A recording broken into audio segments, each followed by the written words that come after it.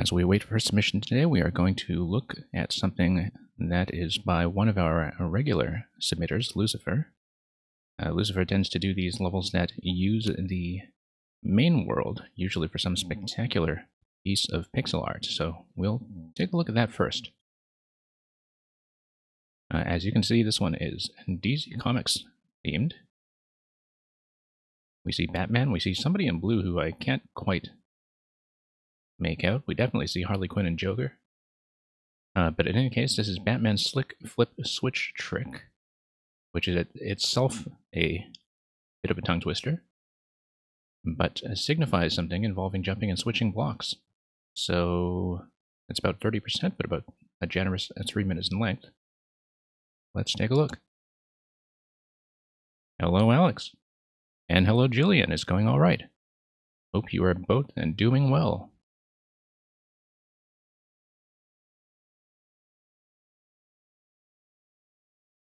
Okay. Well, so much for that big smile. Oh, I see. So this is just a jump-based mechanism. You jump, it switches. You can kind of see the mechanism off screen to the right, where it has loaded in within the 4-tile boundary that's required. And let's jump and toggle this again. Grab the cursed key. Yeah, no worries. It's good to see you too, Julian. Been enjoying your stream quite a lot recently. The commentary has been exceptional. The conversations have been great. Yeah. And, okay, let's be a bit careful here with our jump budget.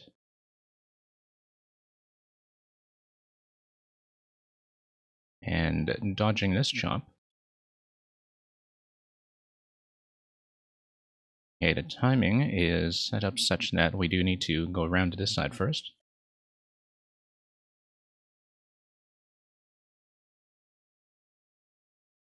We should have lowered that before we got here. And there you go, just a little 1-tile lowering.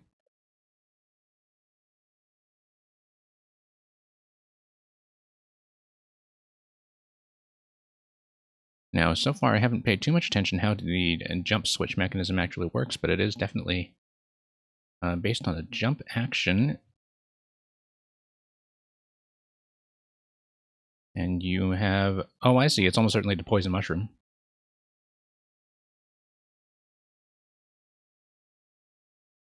Okay, so we have a 2-part checkpoint setup. It seemed very insistent on giving us the fuzzy shell. Oh, a multi-part checkpoint setup of the linear sword.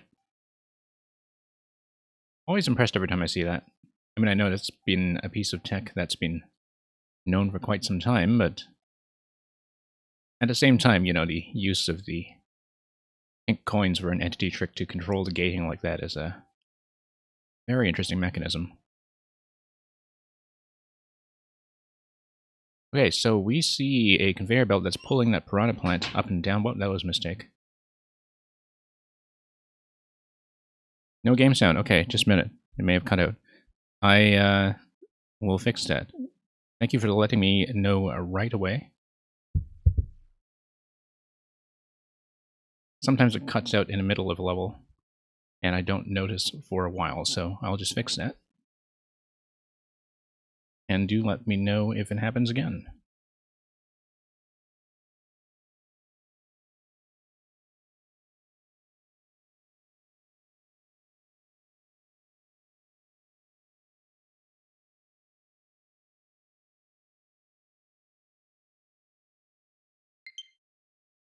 Okay, should be back now.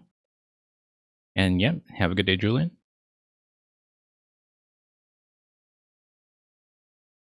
Alright. Should be back. Let me know if it isn't functioning. We have had a bug happen before where on my indicators it says the sound is on, but it wasn't actually coming through, so... we've only had that happen once, though, and that was quite some time ago, and I think that was something we fixed. So, should be working. Yeah, definitely a poison mushroom mechanism from what I can see, if I understand correctly the way it actually performs that jump. Okay, so you have red for the exit pipe, yellow for the entry pipe, and then the mechanism that takes you to the next level of the coin multi-checkpoint setup. Great, thank you for confirming that it works. Yeah, we saw the bottom of this guy in the previous segment. Let's actually hold still. Standing still seems to be a much better strategy.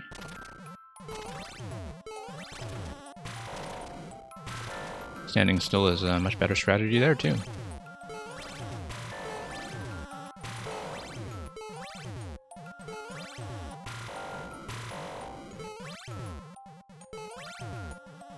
Wonder about that one hard block tile to the right side. Doesn't seem like we're doing any kind of scroll stop break here. But that does seem a little bit conspicuous. Oh, let's jump up properly. Wow, the range on these guys. Absolutely spectacular.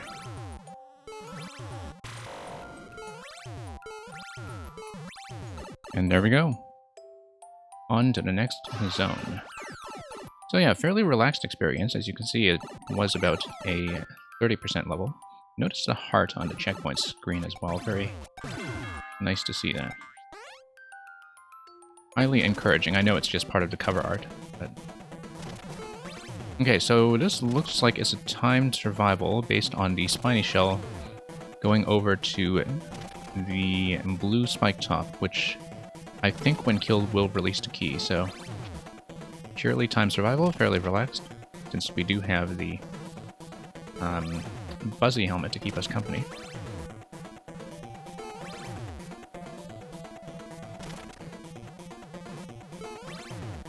And that's going to run over. One more hit should do it. I do like that it's a highly visible mechanism. I know that sometimes, you know, we don't want to necessarily show off all the guts of how our mechanisms work, but I think when it comes to timed survival, it does need to be clear that it is timed survival.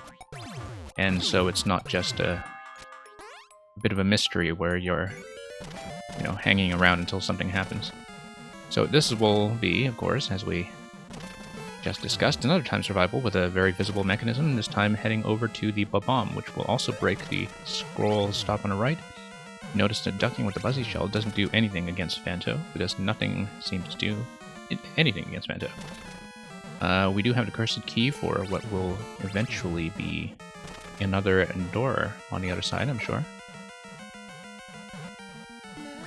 Probably should have gotten more mileage out of that SMB2 suit, but here we are, and there's the flag. So the Cursed Key was just to spawn Phanto, it wasn't for any meaningful unlock. Oh, you think the helmet does protect you if you stay in place and duck. Okay, I tried that, didn't seem to work. So Alex, I see that you submitted your creator code. Would you like me to continue where we left off with your world, or would you like me to play something else? We can continue your world in World 2 if you would like. But we will likely just do World 2 if other people come into the queue, and then we can go back to do more to finish it.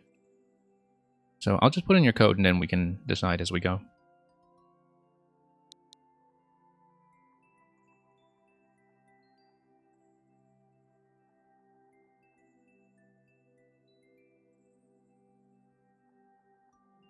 Six H G M88 BWG.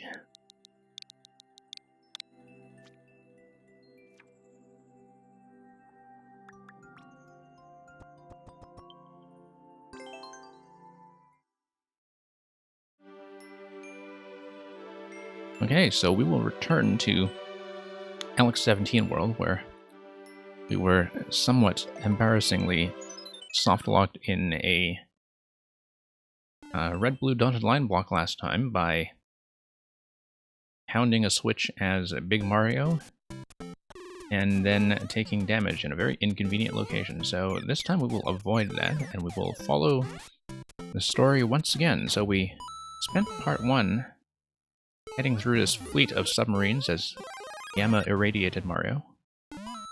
we will spend part 2 going through some of these doors. We went through this one last time. I don't think I'd actually tried this one.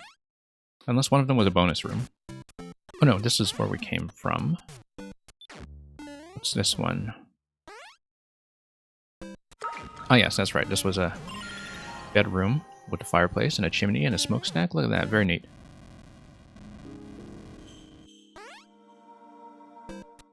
I don't know, having the best bed rest upon the P-switches like that may have some unintended effects.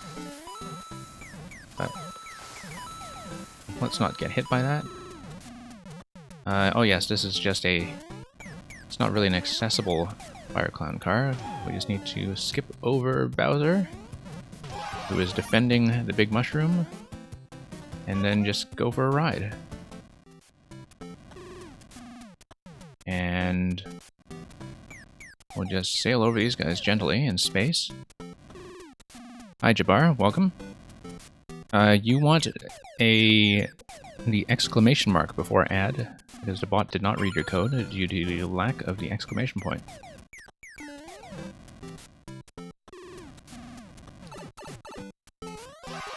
And John GC, thank you for the submission. Hope we get around to you soon enough. We are doing at least World 2, hopefully, depending on time, of Super Alex World here. We will pause after World 2, or a game over, if we somehow spend 88 lives, which I don't think we will do. And of course, you know, with all the usual constraints in terms of time as well. And then we will get to the next submission from there. So let's go back to the old laboratory. We are entering it from the east side. And yeah, thank you for Desolate Ruins. Okay. Now we had seen previously that we had tried to get into the top segment with the Swinging Claw, and it was not very successful. Let's just up our way through. Being Super Mario doesn't make too much of a difference here. I think we're going to get a big mushroom soon enough. Gotta watch out for this guy. He was giving us all kinds of trouble before. Of course, this will allow us to just skip over the mushroom that you saw and dangling from the claw on the left. Now, Boom Boom is just going to be a bit of a nuisance. I don't think we strictly need to kill him here. But he does kind of get in the way, doesn't he? Whoops. So let's grab another mushroom. And...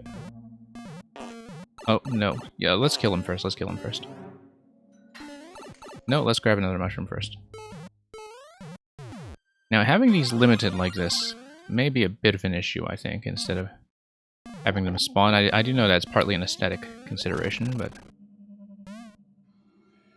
oh, yeah, you see, because now we are out of the big mushrooms, and I don't think there's a way to get them back, is there, since they are power-ups and they are just expended. Ken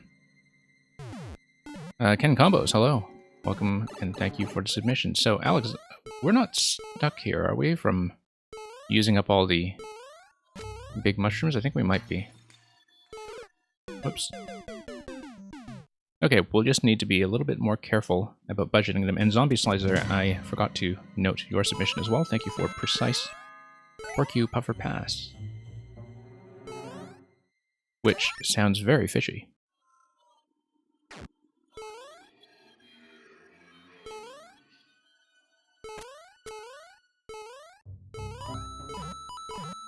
Okay, so let's make it back over here. Grab the mushroom that was off that claw. And then drop into the lower side. Grab one of the big mushrooms, deal with Boom Boom a little more carefully this time. Just make it over to the right side, gain some height. After we let him fly over us, perhaps. Oh, let's just drop him once.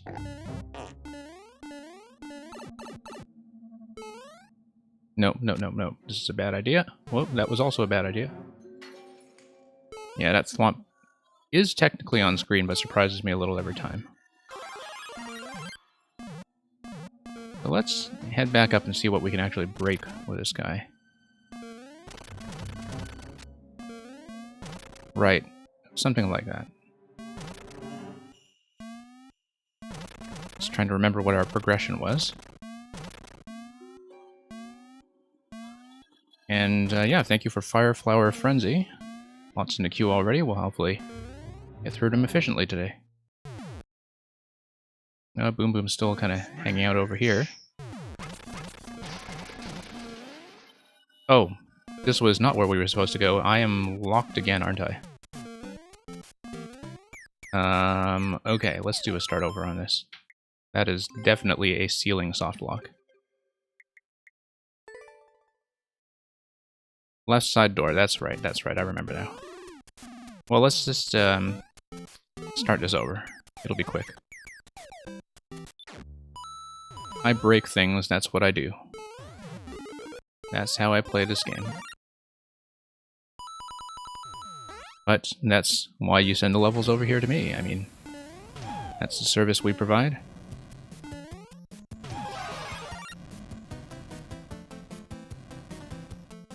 Kind of like being a locksmith, but for soft locks.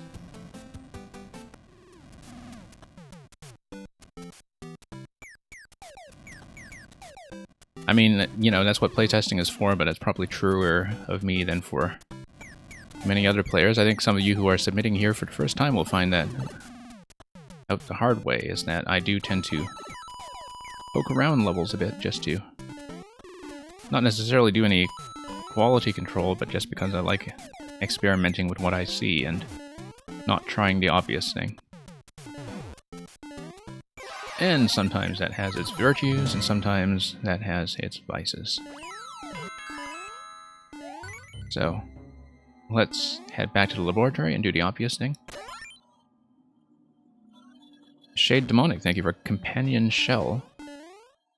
Sounds already like it's a Portal Companion Cube.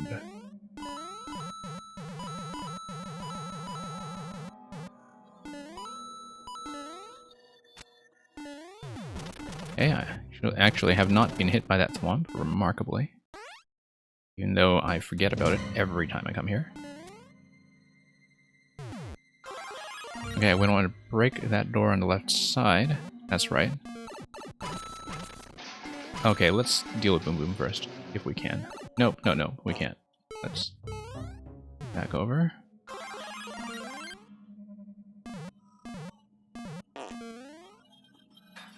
Okay. Boom Boom, get out of the way, get out of the way. Come on.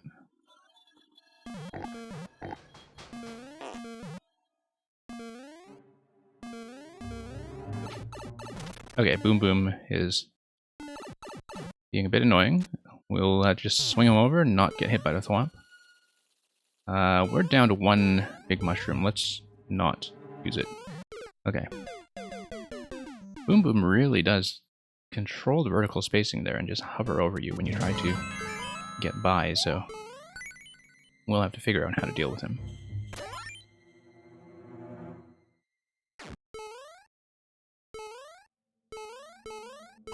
Whoops. Let's not burn too much time on silly things like that.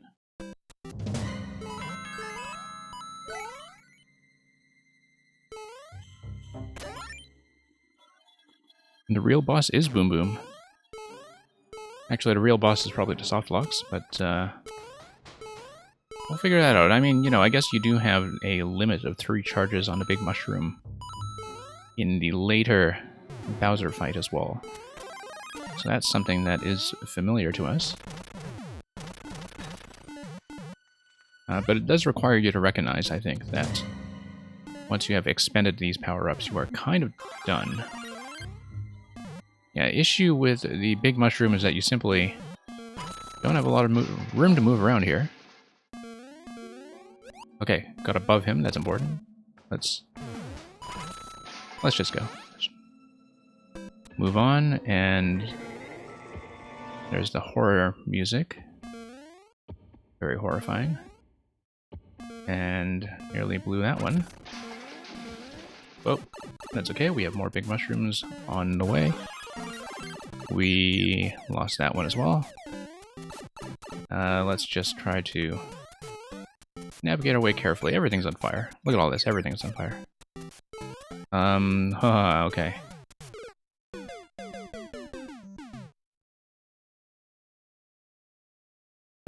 I'm sure the intention here was to create a very easygoing story level like the first one. We are getting hit by a remarkable number of things. Okay, let's grab the mushroom, and it really is truly marvelous that we have not yet been hit by that swamp. Given how many close calls we've had from forgetting about his presence every time. Alright, let's duck under Boom Boom's first pass. Hey, his positioning was off. That's not fair. Okay, let's get back there.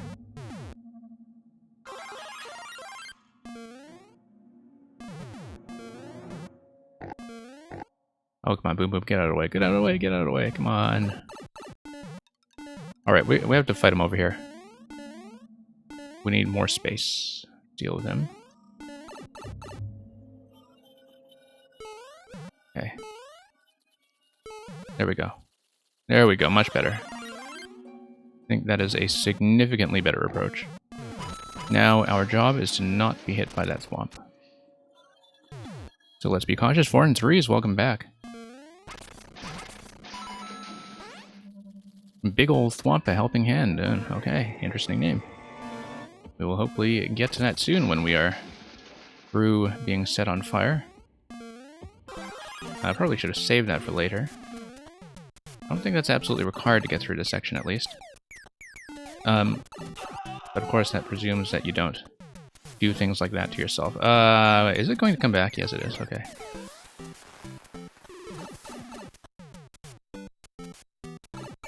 Alright, and here's the Bowser fight after a checkpoint. This time we will try not to get locked in the only way we know how. We need to get over in this iteration of Bowser so we can head over to the part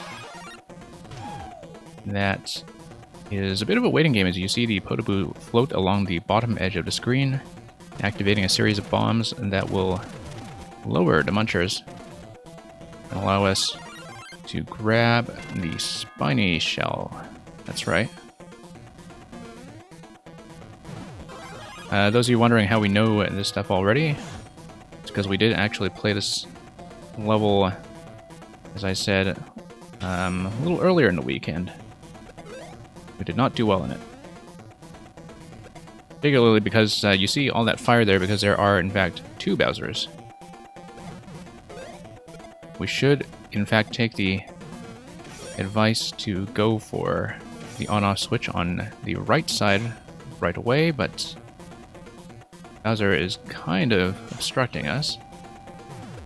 Let's just grab another shell. And... Okay. Okay, that's a problem. Let's grab a mushroom. This is significantly harder than it looks. Alright, let's grab the top one so we don't expend 2 at once. I expended 2 at once, never mind.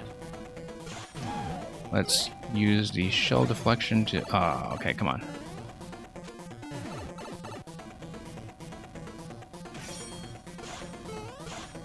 Alright, we are down to the last big mushroom, so... I think it is easier to reset this fight. Ognar, welcome back. Thank you for torturously tormented tortoises.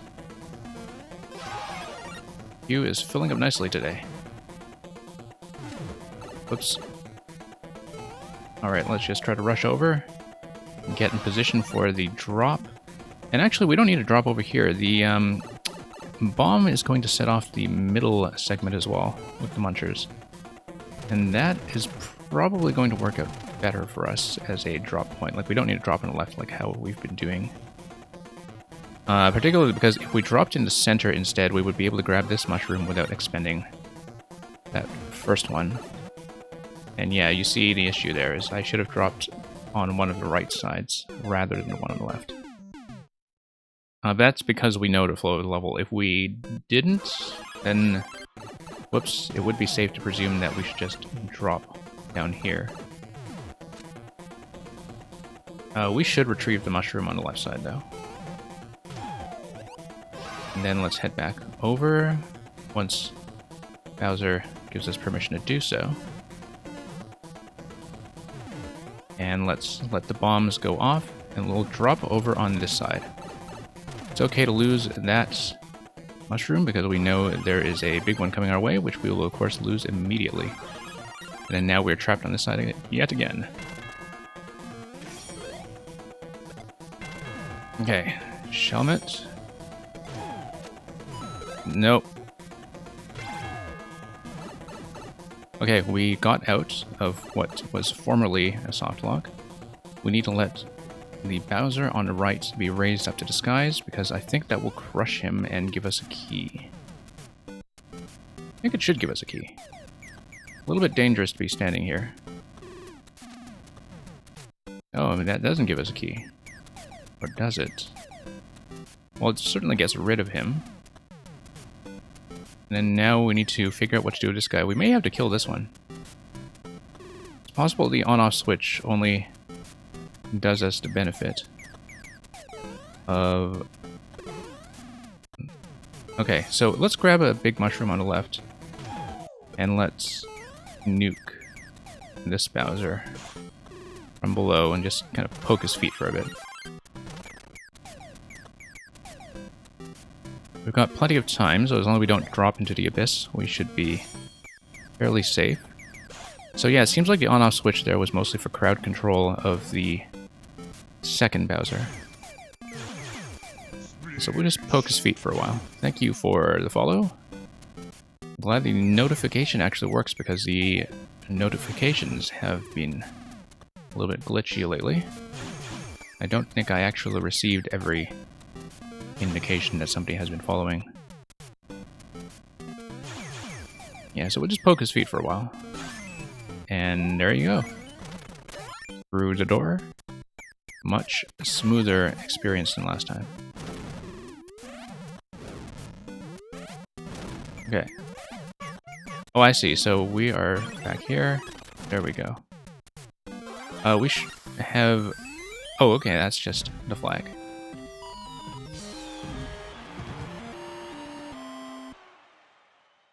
Quickly from insane to chilled? Yeah, I mean, that's what happens when you have the number of Bowsers.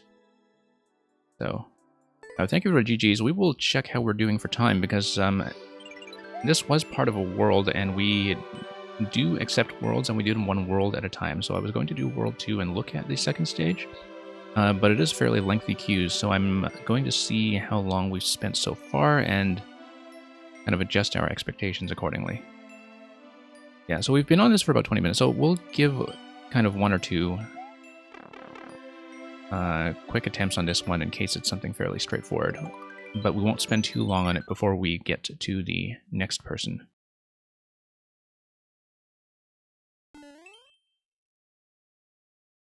Yeah, because if you folks type !worlds, you can see our policy. Oh, look at that. It's the same sort of starting environment, except it has been cleaned up a bit, and it's now a very pleasant flower garden.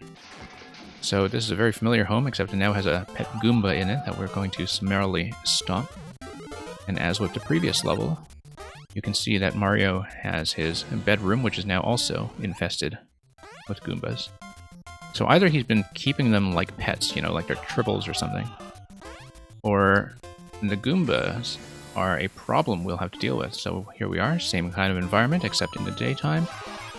This time we have a fire clown car that has been upgraded from the previous episode. We don't really need to stand around this shooting gallery, we can just go. Whoa, that was dangerous. Oh, they are angry because we destroyed their city twice. Well, here's Bullet Bowser up there again.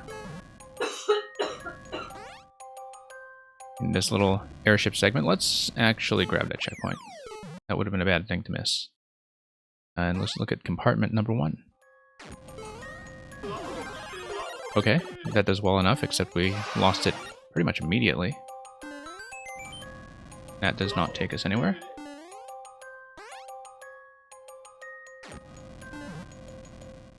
Okay, the big mushroom might have been of some help there. Okay, so he's got this armada of tanks that is on top of the hull of the spaceship. Let's P-jump off of that. Didn't manage to land that jump. Let's grab this. We might want it.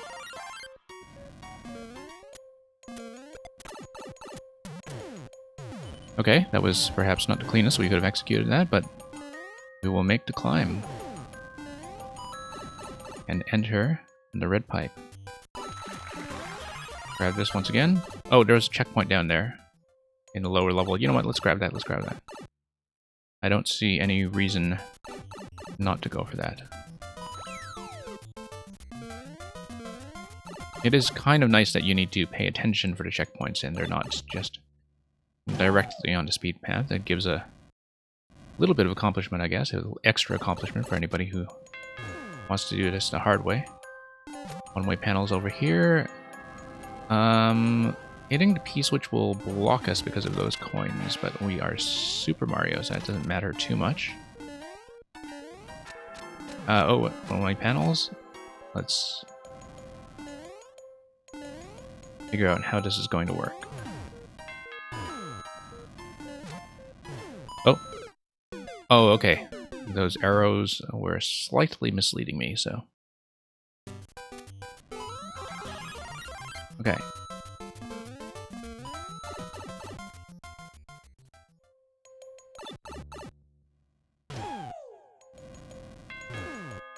Oh, I see. It's actually a P-gated wall over here.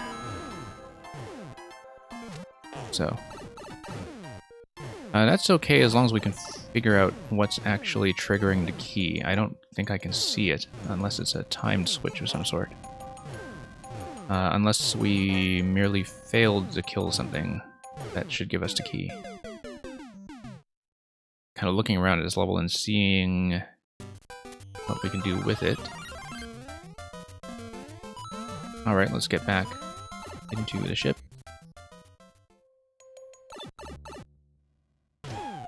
Okay, so you see Bowser over here. I mean, it's quite possible that Bowser would drop us the key, except he is very completely defended by one-way panels on all sides. So I don't think that's going to be the answer, unless, of course, we come up over here. We don't really have anything to hit him with, though, like a spiny shell, so that will likely not be the answer. Don't really have anything for that, so let's try to grab power up. And perhaps... Oh, we need to bomb something, don't we? We don't need... Quite possibly... No, I don't think we can send a bomb all the way to Bowser in this style, unfortunately. Let's grab another helmet. I see arrows, but that took us down to nowhere last time. I'm a little suspicious of this. Don't quite see what that's telling me. So, is there anything we can do here to grab the key? There's a bomb behind the big Goomba, okay.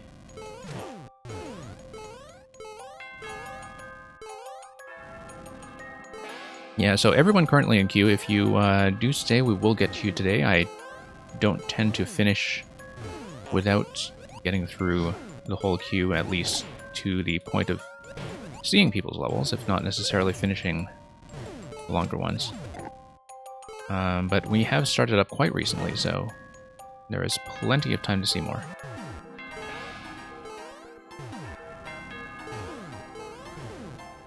Okay, so there's a bomb behind a big Goomba. We need to figure out how to trigger him. Let's, nope. Okay. Push him on the right side with... Oh, with the Buzzy helmet. Okay. Well, we know how to get there. So let's try to apply that solution. I suppose I had not really taken a proper look at the right side compartment. So it was... I think that's the thing about levels like this, is that, you know, when you see a lot of things that are very decorative,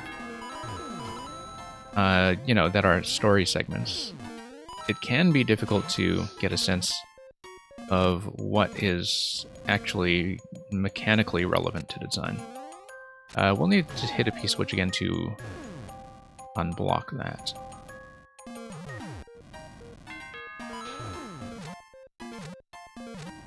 Okay, that... no, we'll need to grab another helmet. Yeah, we'll need to unblock all of those bricks in order to transport him accordingly. Well, let's try to get on that semi-solid. And, okay, this is not going to work out.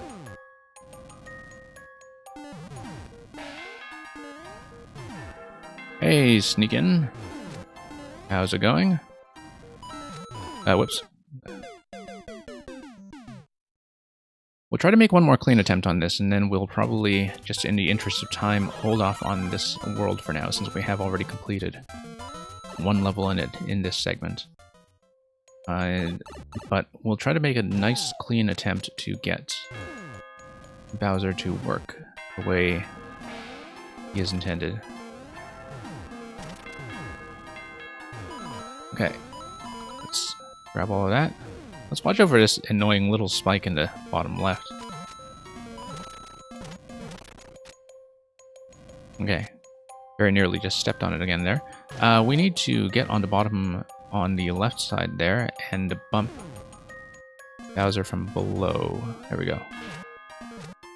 Okay, so you can bump him through the semi-solid and the one-way panels. You can see the one-way panel is something that the Buzzy helmet is able to clip through.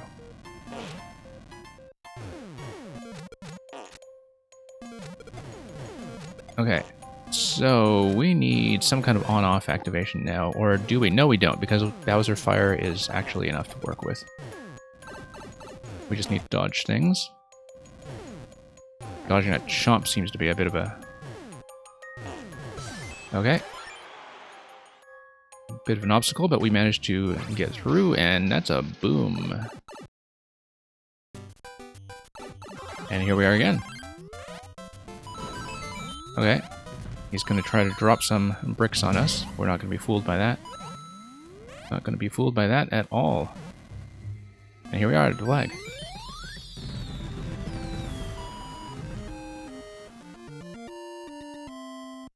Mindbender, thank you for getting the coins. So, long queue today. Hopefully not too many epic grinds ahead of us, because I do want to see you all.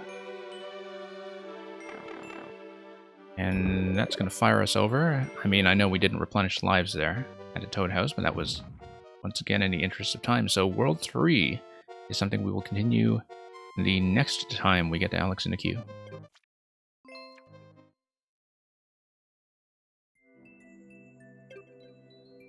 John GC, thank you for sticking around. Let's take a look at HC2. Whoops.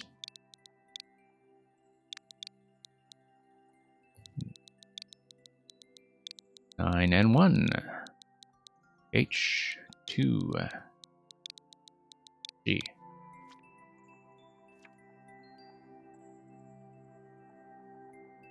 Desolate Ruins, just published. Somebody has first clear ahead of me already. Nothing to give us a hint in the level description, but it probably just doesn't need it.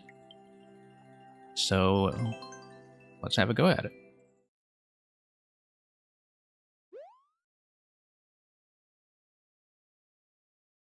I mean, it is desolate. That is a very good observation. Nobody has bothered to write on the walls. Not even the vandalizing tourists that have come to the desert.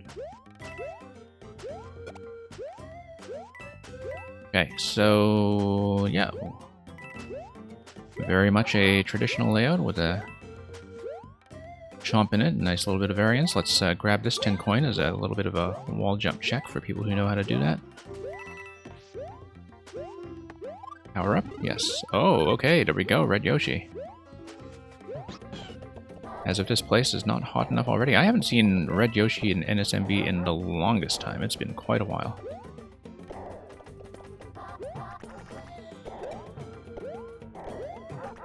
The chomps, of course, are impervious to fire. Let's not kill Yoshi right away. Let's try to... Gotta get the drop physics right here. There we go.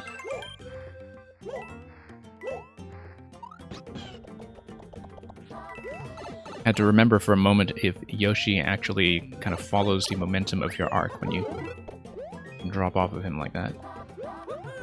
Kind of. Falls a little bit to the right, as you can see there.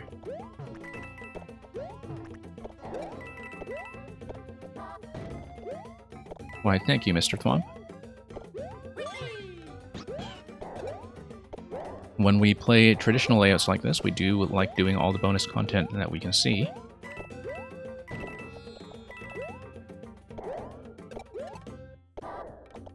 Sometimes we do miss a few things, though. Here's another refresh in Red Yoshi. But yeah, just, you know, standard platforming level with optional Red Yoshi is actually something I very rarely see. Very, very rarely. Just to, you know, kind of have him as a power-up in the same way you could have the Fire Flower. Yeah, of course we're gonna grab it.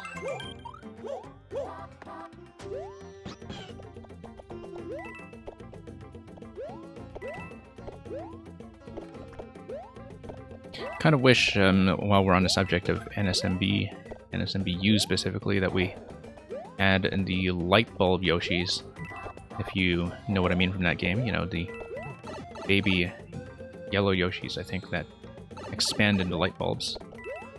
That would have been amazing for the dark levels. But unfortunately, I think we are kind of out of updates for this game, major updates that would give us things like that. Red Yoshi it'll have to be, and thank you for Desolate Ruins. I don't know if you are working that eventually into a larger world project, but it seems like it would be a very good fit.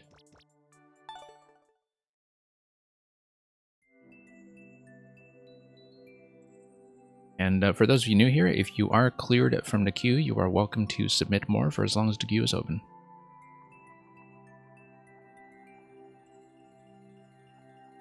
But we have yet to see what our low percentage wall today will be, so we'll see how we're doing for time when we eventually get to one of those. Zombie Slicer. Zombie Slicer is not indicated as online, but sometimes Twitch and therefore Warp World can be wrong. So Zombie Slicer, please check in. If not, I will bump you back one spot and do a second check later.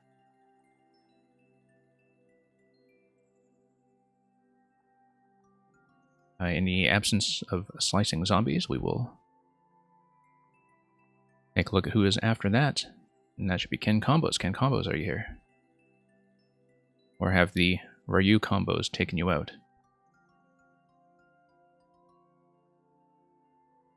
I think Ken Combos has also parted from us. So let me do a bit of queue management. This could be a little bit of a culling. And, I really suck K. You appear to be here. I believe that will be you next. Let me just do a little bit of tweaking as we have to do sometimes when we have multiple absences. I know I can just remove people outright to keep things simple, but sometimes people just kind of blink on and offline for a bit, so... and yeah, of the people who are in the queue currently, the next three, Zombie Slicer, Ken Combos, and Shade Demonic, are all listed as offline. So if they don't return, 4 and 3s will be the one who is next after this. But I really suck K. Let's Go RPH. I know you probably don't pronounce the second K, and that is a silent K. But we'll go with that anyway. RPH 6X silent K R8 G. Appreciate all the hello emotes. Fireflower Frenzy. Unleash the firepower of your Fireflower at P block indicators. Okay, so this is also very new. And I am happy to make an attempt at the first clear.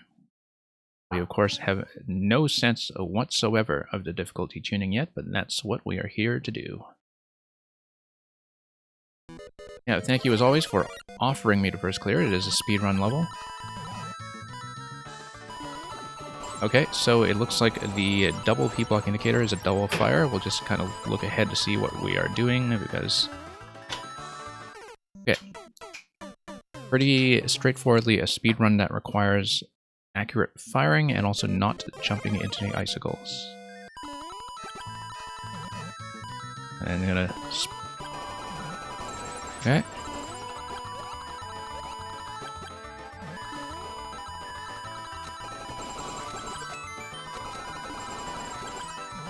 Oh, no, missed firing.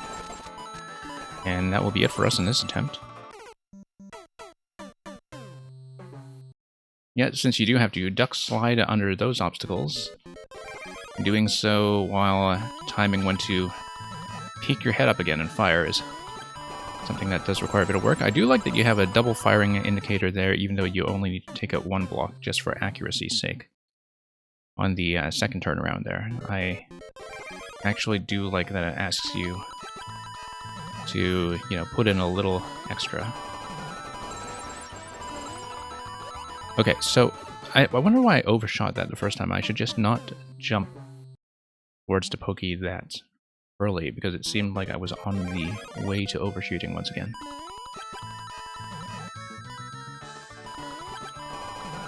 And we're letting up on some of the jumps in such a way that makes me think that'll be a time issue. Whoops, that was just too early.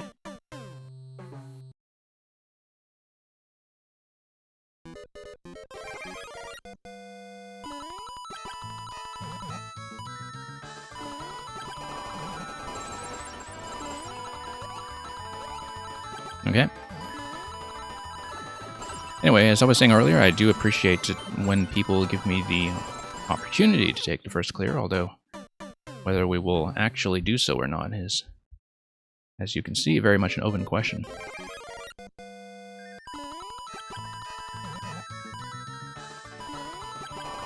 Now, if we end up having trouble with the clock, sliding on some of these slopes is one of the more obvious optimizations we can make.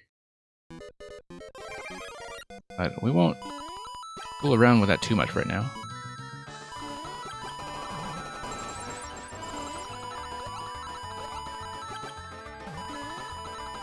Nope, just didn't duck in time. And the top level, I think, is just for decoration. I don't really see that we'll have the opportunity to gain height to get up there and have enough time on the clock. I think that's going to slow us down excessively if we want to use the decorations as Gs. So, as you can see from the spring turnarounds, that this is something that could potentially be timer sensitive. We don't know yet because there is as yet no clear. The fact that we do need to reverse over to trampolines does tell me that that speed will be necessary.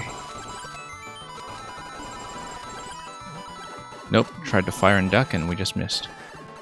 It seems like we don't actually need to fire 3 times there, we just need to unduck and fire once, and that's in the presence of the 3 consecutive P-block indicators.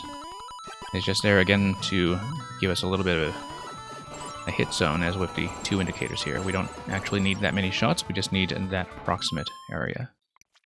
Whoops.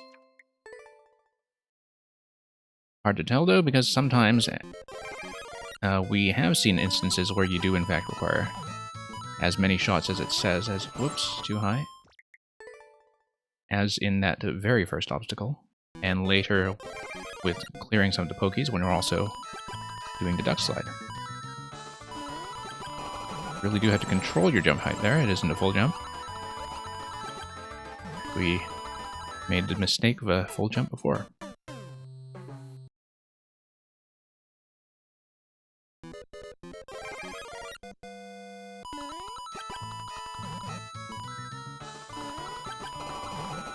And if anyone is currently... Whoops. If anyone is currently racing me to the first clear, good luck to you as well. I do find that I tend to have people in chat who are far better players than myself, and so that is something that does happen.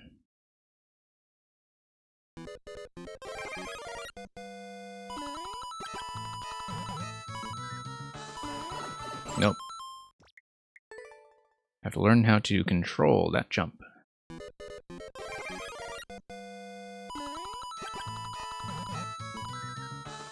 Technique-wise, though, it is pretty much all about timing, and to some extent, controlling the jump heights. Everything else, pretty manageable. Nope, released too early. Yeah, that's been the obstacle for us so far. We get to that point with about 9 or 10 seconds remaining. And that's already 2/3 of the way, so... Seems like that's just a major roadblock, and that everything else should fall fairly easily.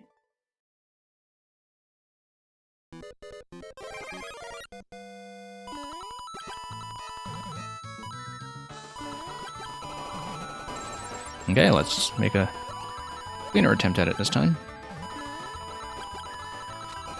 Oops. Released a little too early on a slide.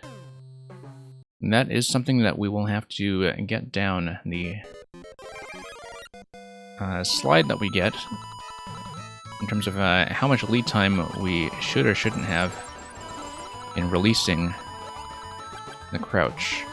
Because, of course, you have to compensate for the fact that there's going to be a bit of forward sliding on the ice, and then that's why this level is built in a snow theme to begin with, apart from allowing you to jump onto snow pokies. That it is very slide dependent, and also requiring the physics of the night theme in order to give you enough slipperiness to get all the way across obstacles like the one you just saw. Okay, not enough speed. We do need to pick up a bit again, other than pick up a bit again after we release the crouch in that second ducking segment.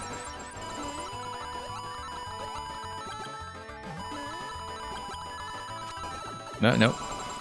We're release.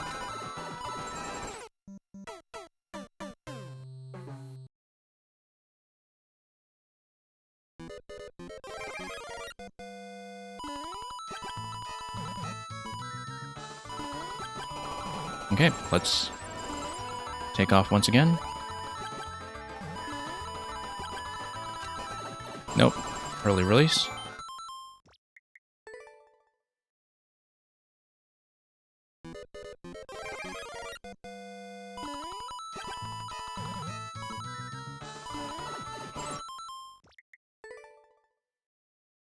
Yeah, everything here, though, still seems fairly roomy and reasonable. The only one that seems like a bit of an accuracy challenge we haven't mastered yet is, of course, the brief release and fire from the slide that you see later on in the level when you have the 3 consecutive P-blocks. That was just a straight-up miss.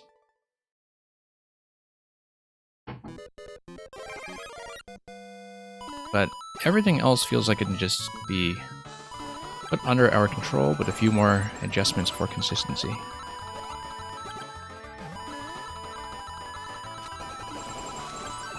Nope, that was just a late fire. Okay.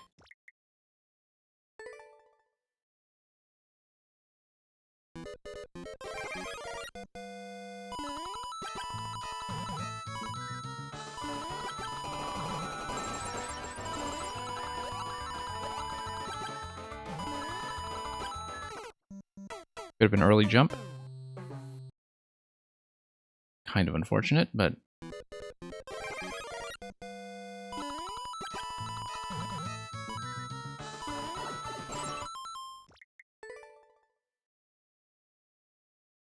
yeah, the height beneath that first icicle does kind of make me glad it's so early in the level and not later when it's going to be responsible for a ton of resets. Nope, we should not have gotten into the slide there. We should have fired.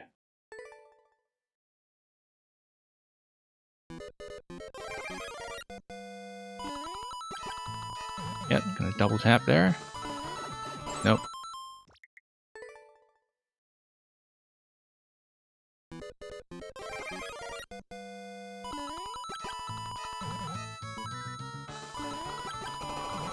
Nope, that's just miss.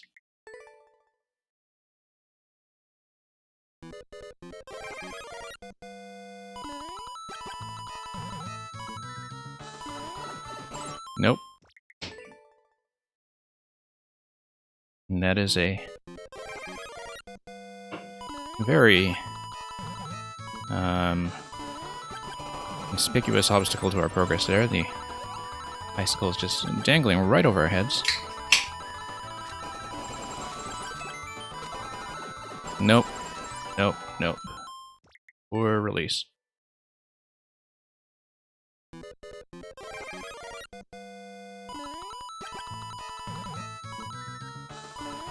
Nope.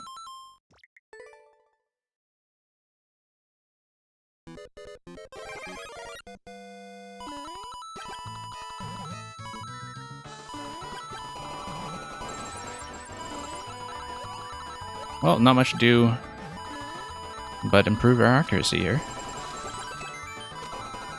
And think about, yeah, how that release is going to work. I just don't have that timing down at all. That's a very difficult window. So that's going to be something that takes quite a bit of practice, I think. We'll need to get to that point a little more consistently.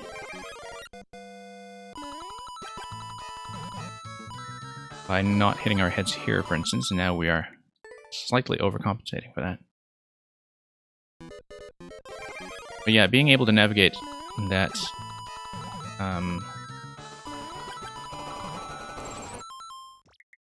sort of uncrouch and fire and crouch segment that has been the limit of our progression so far is going to take some work.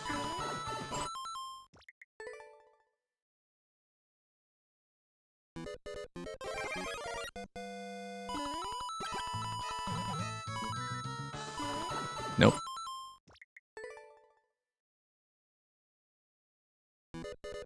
Yeah, that is a very low ceiling. And you can see that it's a low ceiling. It is, of course, kind of exacerbated by the fact that you are big. Nope. Just a poor release. Wasn't trusting the end of the slide enough there as you kind of slow down a bit and lose momentum coming to the end of it.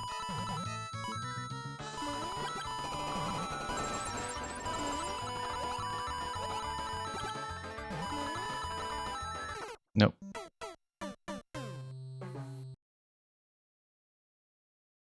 Yeah, everything about this looks very clean and open, and then you actually try to do the timings.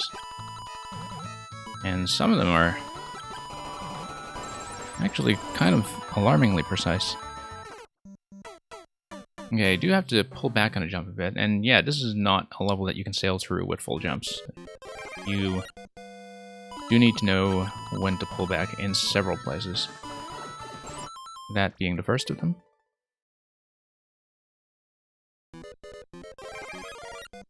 Yeah, if you try to do full jumps everywhere, you will not get very far at all. Certainly not even through this part.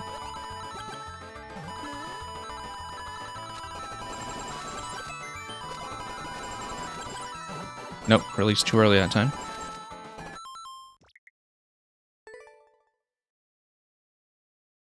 I think part of the issue here is that I'm uncertain of the kind of delay that is available to you between rising from the crouch and being able to use the Fire Flower. There is a very slight delay. That's something that we're not really habituated to yet.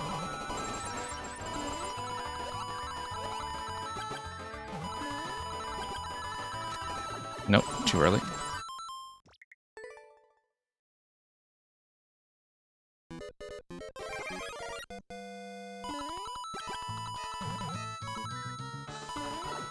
Nope.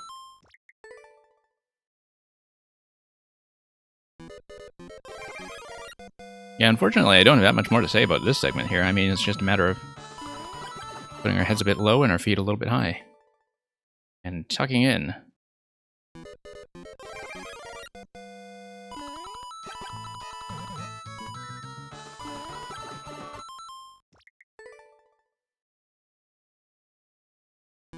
But those spikes on the bottom certainly enforce quite a bit in terms of the required precision. I mean, that's fairly typical for a speedrun level, but the headroom there, just from being 2 tiles high, is... I mean, Mario being 2 tiles high, that is. The headroom there is 3 tiles high at the tightest spot. Actually, a very narrow gap.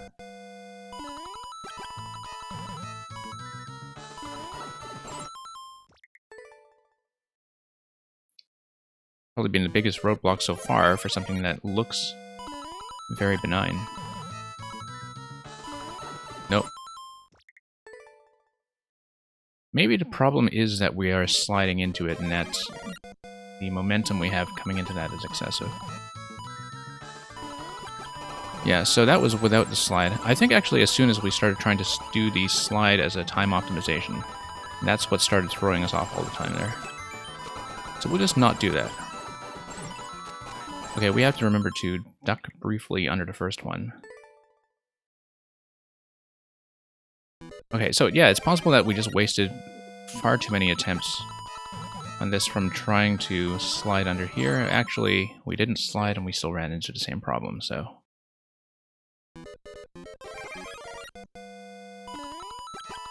And as yet, we do not know how tight on time we will be at the gate. That is something that is unknown.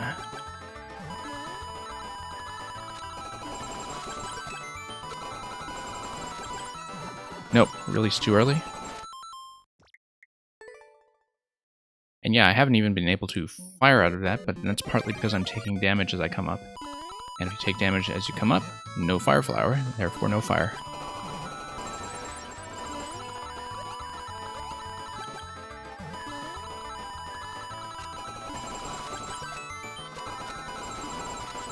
Yeah, I could tell we were losing momentum there and didn't have quite enough going into that jump. Could see that coming in advance, but avoiding it was a very different question. Okay, got under safely that time.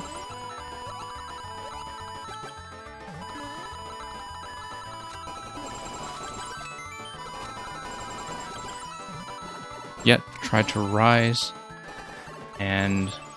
You know, if we fire enough fireballs there, we shouldn't need to fire again.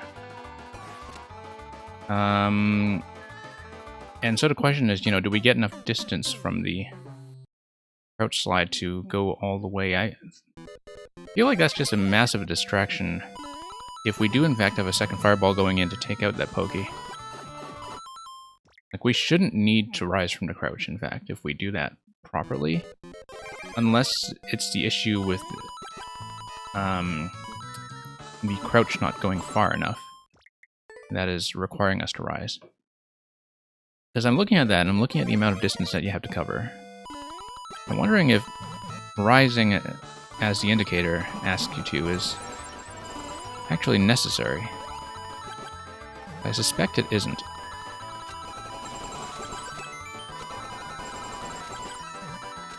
Oh, it kind of is if you just straight up miss, but it seemed like we were able to hit that pokey last time. Oh, I see. No, you have 2 ice blocks there. 2 ice blocks before the pokey, 2 shots will take out the ice blocks, the 3rd shot will take out the pokey. And so the presumption there is that you only have time for 2 shots before you have to duck and rise again. If, however, we take an advanced shot on the landing, we might be able to trick that out a bit. I don't know, we'll have to play with that spot a bit, because that's going to take some thought, and also some practice.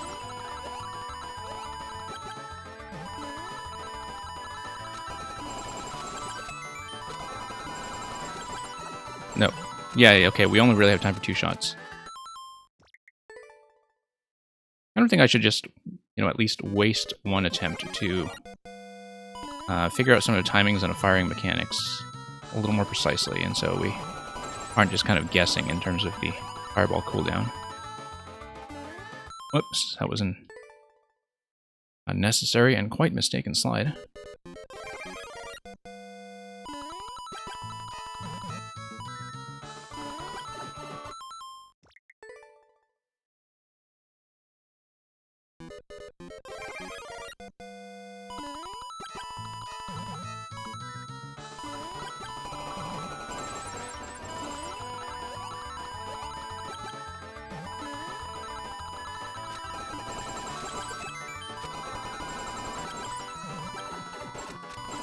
Yeah, so we did need the duck for the 3rd shot. It's just the timing on ducking again is totally off.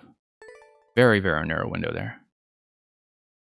There's not much of an opportunity for correction, and so... judging by the jumps that we saw afterwards, so that should be the hardest thing in this level, unless there's something right at the flag that we just don't know about yet.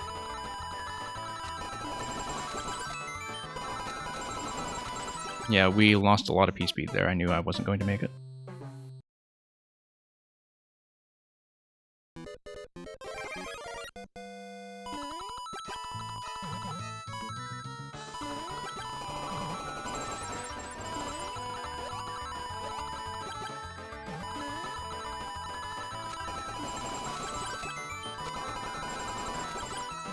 Nope.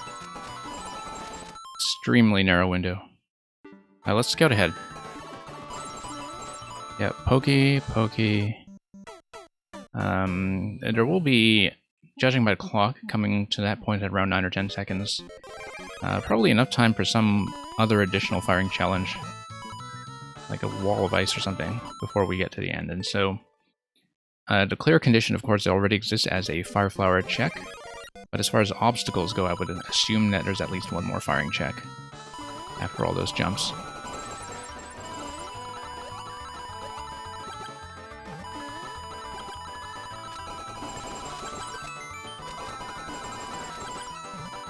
Nope. Like rise, fire, duck. Yeah, that is extremely tight.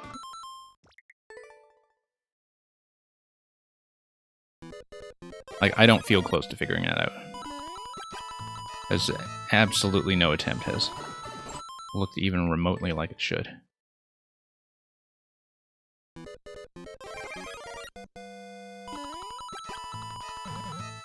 We'll see. We'll try not to blow too many attempts on this corner here so we can kind of get back and at least figure that out.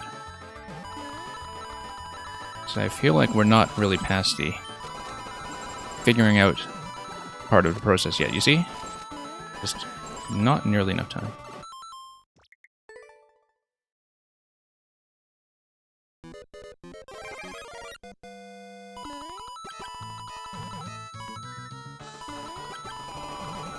Okay, let's try that again.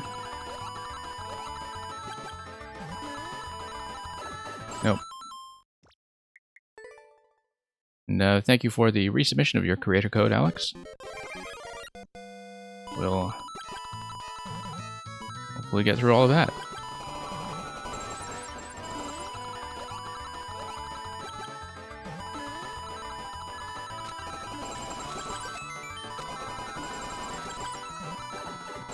Yeah, there's way too much lag on that.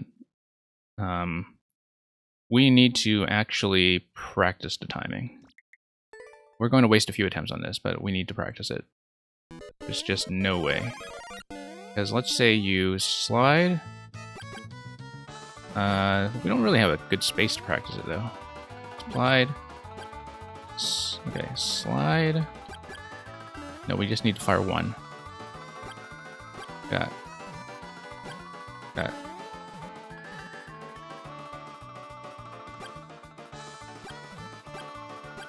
Yeah. Trying to go from that.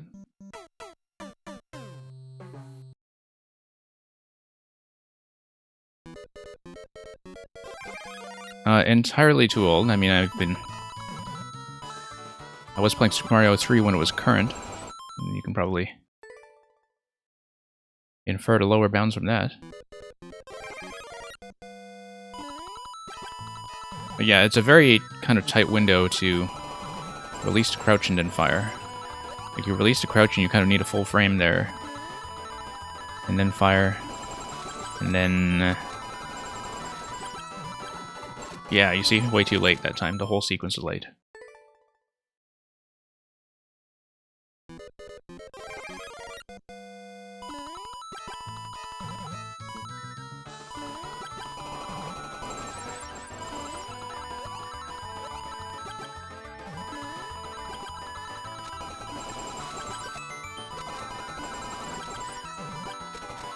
Oh, look.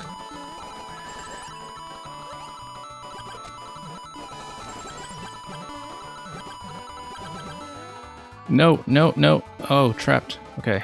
Out of time. Considering that the headroom was generous there, we just completely missed a second shot. And it looks like you do need to take that opportunity to rise and take a second shot and then get back into the crouch right away.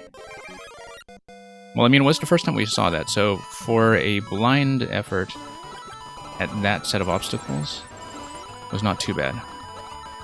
It means that there's only one major technical block after the part that had been giving us trouble here, and that it is an obstacle that's basically of the same type, just a very narrow window to fire but then continue to slide.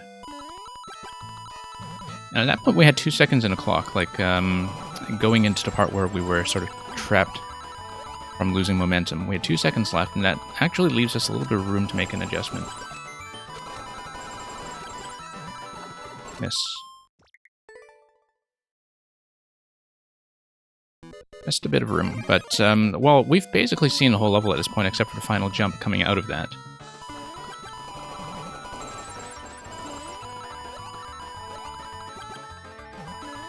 And I think it's always nice to sort of get near the end of the timer on a level like this and just see what you need to work on and have a very precise idea of what the roadblocks are. And the fact that I could get all the way to that next one blindly after the uncrouch and shoot segment that was giving us so much trouble tells me that we should hopefully not require too many attempts to get this. Merlin, it's been a while. Good to see you. I would suppose, Merlin, that you have been working with the new World Maker quite a bit, given how your levels rather are already kind of designed to be put in a world. But I look forward to whatever you have in this session. But yeah, we have not been doing this in daytime slot very often lately. We've just been doing it on this regular Wednesday timetable most of the time, and sometimes with an additional day. The opposite time slot that we do, the late night slot, and that is kind of overnight NA and morning EU, that's something that we've been doing a little bit more often lately. So, you know, we are back week to week on the slot that you are seeing now, but the daytime streams on this part of the schedule have been a little bit limited, so not surprising that I haven't seen some of the makers here in some time. But it's good to be back, and it's good to see some of you all over again.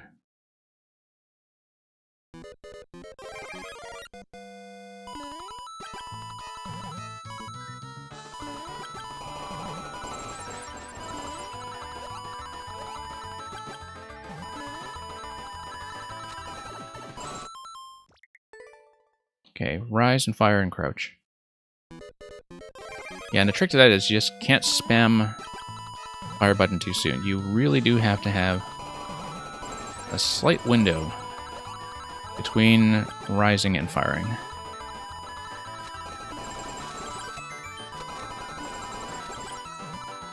Nope, and we missed that window. And we have to do that twice. We have to do it there, and we have to do it again later on in order to preserve the slide momentum.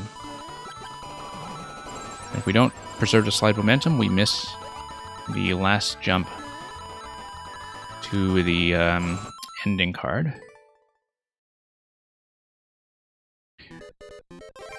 No, that's alright, Merlin. I mean, you know, it's a limited schedule on our part as well, but doing a bit more Mario Maker lately, just from the excitement around a patch and just a huge supply of new levels that we have to get through.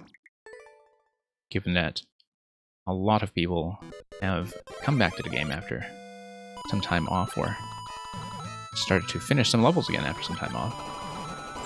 It was also true in my case. So I had almost been exclusively playing for the last few months. And it's quite a lot of fun to get back into making as well.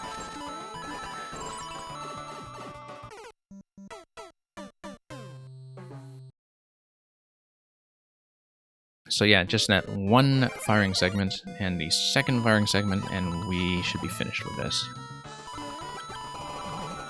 I have a lot more faith in finishing this now that we've seen it all and seen that nothing besides that one technique is all that threatening. This technique right here. You need to rise with good timing, fire with good timing.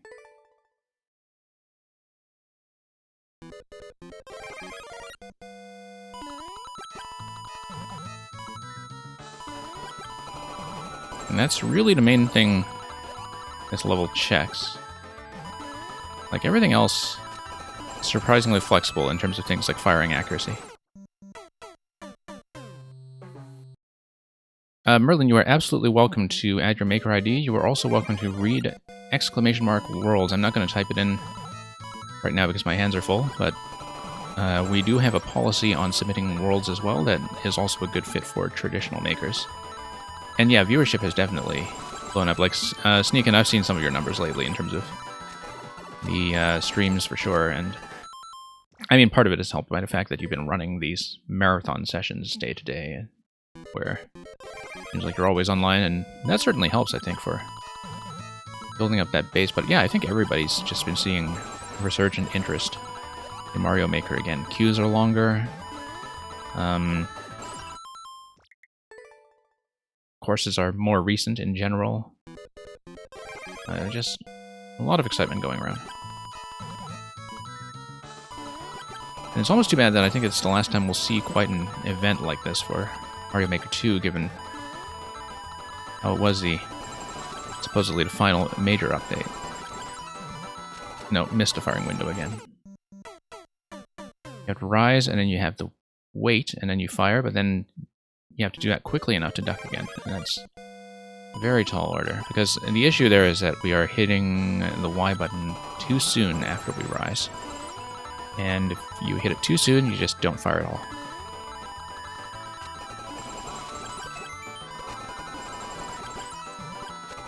Oh, no, I got it that time. I just rose too early.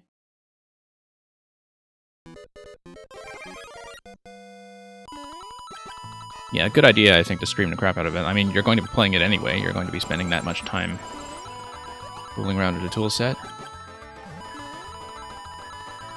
You know, Sneakin', I still have not seen anybody else really capitalize quite as much on the SMB2 and Fishbone interaction that you showed me. That's something that I had heard about, but I've actually not really seen any levels kind of give it the same treatment. So I'm not up to date on all of yours, though. I do know that you've made a couple of new things that I have not seen yet.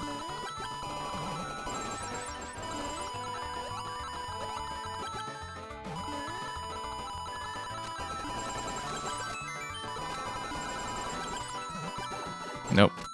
You only need to fire once. I tried to fire twice, and that actually prevented me from ducking in time. There is a bit of a cooldown between everything that you do that I keep forgetting to account for. I mean, it could be worse, you know, it could be the Super Ball. Because if this were like an SMB1 level with the Super Ball, like imagine what firing lag time we'd have to deal with. And you don't think of the Fire Flower as necessarily having quite the same lag between actions, but it really does. Like, and it's only when you see a level like this that really kind of pushes that lag between actions, that you begin to detect that as something severe. And yeah, Merlin, I'll pick your world, and I'll do World 1. Although, Merlin, I mean, I suspect that I've done a lot of those levels before, but, you know, we'll still give it a shot. In case you've done any revisions or reordering or anything like that. Because I know I ran most of what was originally labeled as your World 1. Teo, okay, I don't think I've actually seen Teo's levels.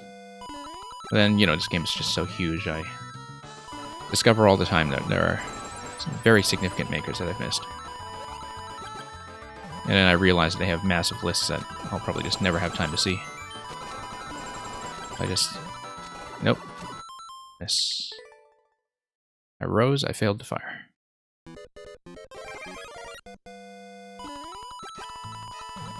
I know I've been on this one for a bit, but we do feel reasonably close. Just from having seen the ending, so... Given that first clear is available, like, we'll try to make an honest push at it. Missed. Of course, if somebody has already beaten me to first clear on this, do let me know. I do know that some people here like to race me.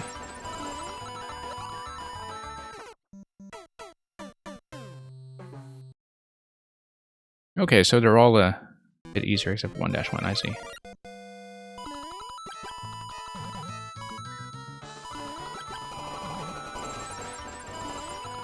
Yeah, being able to shoot for something like a 50% clear rate is a bit of a skill in its own right, like if you're talking about courses that you still want to keep mechanically interesting.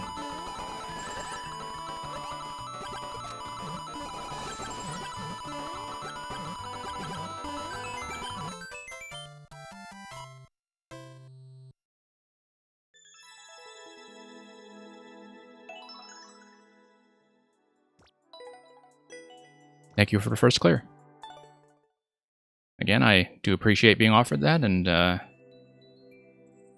that gives you a scale of how many attempts I blew on it. I would have to look at the initial screen when I loaded in to see how many attempts the other 4 players before me had put in, but I imagine it was maybe not quite as concerted an effort. Fairly generous with a time limit, actually, from what I was seeing, though. In that I didn't really have to push myself to slide down the slopes like I was expecting. But anyway, thank you.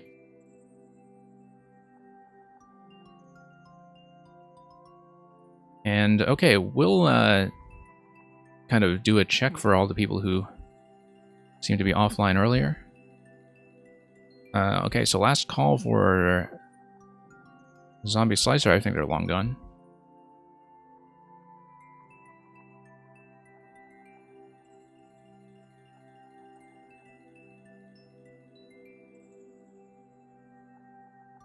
Last call for Ken Combos, I think they are also long gone.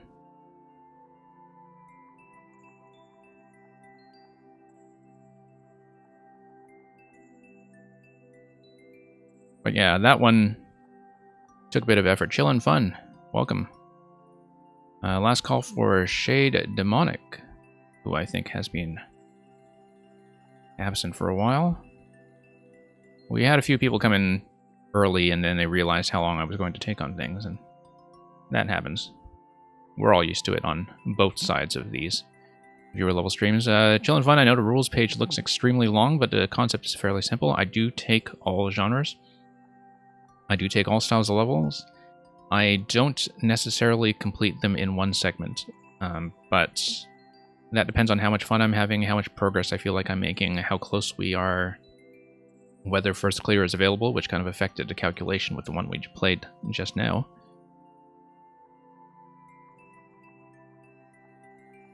But yeah, we take any style of level.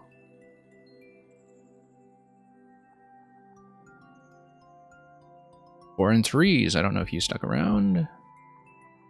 4 and Threes has kind of been here lately, and so I'm sure they'll catch me another time if they are absent. So 4 and Threes, we'll just do a check for you. Let me just kind of load up the queue again to see what the situation is. I think most people after this point are still online. Yeah, almost all of you after this point are still around, so... this was the first call for 4 and 3, so we'll just bump them back 1 slot for now and give them a second chance. Ogner, I believe you are here.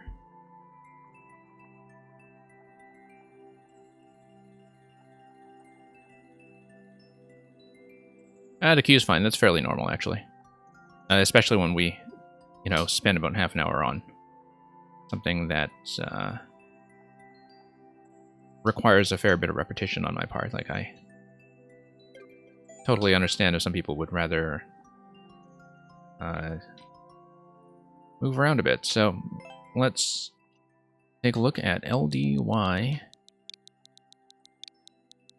And yeah, thank you for coming back and for your patience. We'll see what you have for us this time around. Really did enjoy some of your previous submissions.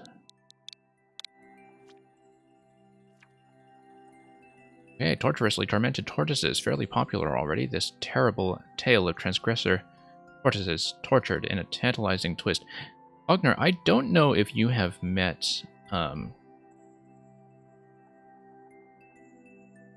There's this other creator I feature every now and then here on the stream, and his handle is Dyle, D-Y-L-E, and I feature some of his levels from time to time. And he does the exact same thing, like, in terms of alliterating everything in the level description. And so, like, it seems like several of you do that. And, it is something that does stand out as memorable. It's also just fun to read, a terrible tale of transgressor tortoises tortured in a tantalizing twist. How terrifying. So, we will take a look at something that has a clear rate of about 14.12%.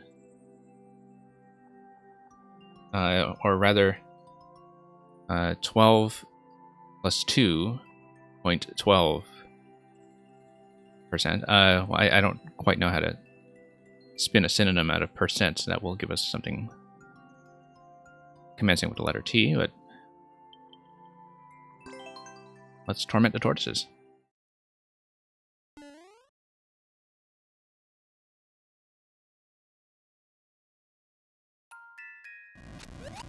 Okay, so this will be... Oh, okay, so these are the tormented tortoises. It's Boom Boom getting boomed. Getting some spike blocks in the face. I mean, I know, you're just supposed to watch the cutscene as you pass them by, but we might as well let them take 3 hits and see if that affects the continuity of the story as we progress. I suspect it might. Because it isn't a point, when you're saying that you should help them, that you're supposed to rescue them. It looks like here we should not bump our heads against him. We should bump our heads against the second one just to grab the shell. Okay. Yeah, kind of like a matching exercise almost. Spot the difference, right? And that Boom Boom is, of course, very securely lodged. Okay, this just looks like a bit of a not get crushed obstacle. Don't get crushed obstacle. So we'll just kind of make our way through this gate. We'll hit the POW to release the Muncher. Kind of like a jail cell, I guess, where... Oh, no, this is going to be a problem. This is going to be a problem. We're dead. We're dead. We're dead. I saw that coming. I went in there anyway and wasn't really able to get out, so... Alright, get out of here, Clown Car. We want the mushroom. Clown Car, cooperate with me.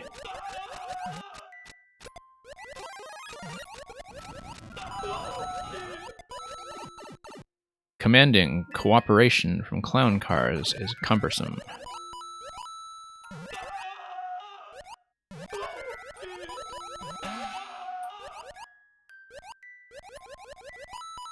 And okay.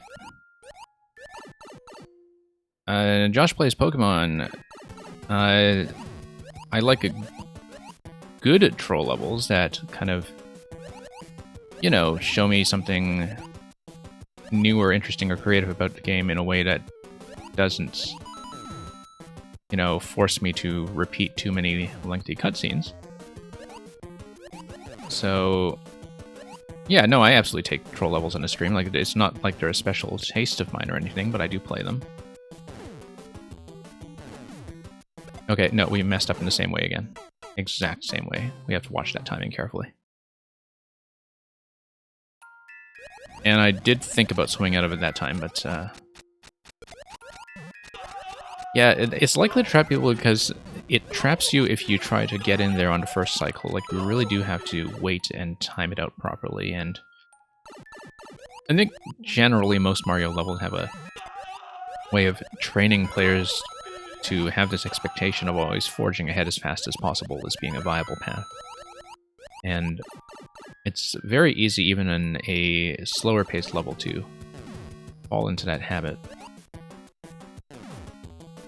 And I mean, everything is kind of timed on tracks anyway, so when it loads in, as you scroll to the right, it's going to have a certain starting timing that will be somewhat synchronized. Okay, we can get past this one. Let's wait past the first cycle. Wait. And... oh, no, no, no, no. Okay, okay, we got past that. It's probably a safer way to do it. I'm glad we still have a helmet on us. That certainly makes things easier. Well, let's get out of there. And past the third Muncher Gate. Alright, a little behind on chat while I work out the timing here. I'll be catching up on the dialogue in a moment.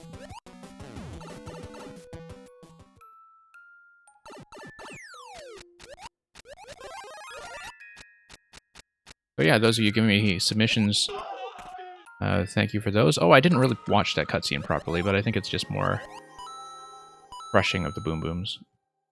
Oh, hey, I do kind of like that slowdown there, although I totally missed some of the key coins. I guess I have to make multiple attempts through this. Yeah, through a reset door, and we need to fall in a little more accurately. So, not going for a speed record by any means. It does slow down to give you a chance to see what is going on. And that's kind of nice. It looks like you would definitely need to make at least 2 passes, though. One on the left and one on the right. Possibly... no, just 2 passes. 2 passes is more or less optimal. Yeah, I actually really do like the timing on that. Very colorful, too, this whole thing. Okay, so now let's watch what's going on to the left. Okay, it's... Turtles getting tormented again. Interestingly, we churn through so many of those, even though you are limited to 5 Boom Booms per subworld. I guess we've seen them in sets of 3 and 2 in terms of their crushing. Okay, I see an arrow that tells me that I should release something from an on-off switch. And then that will spawn something from the yellow pipe. So let's think about how we will hit the on-off switch. It will... okay, on-off switch to the right. We just didn't see it earlier because it was covered. And then we will spawn something from the left as soon as it is... oh, no, no, something actually re-triggered it.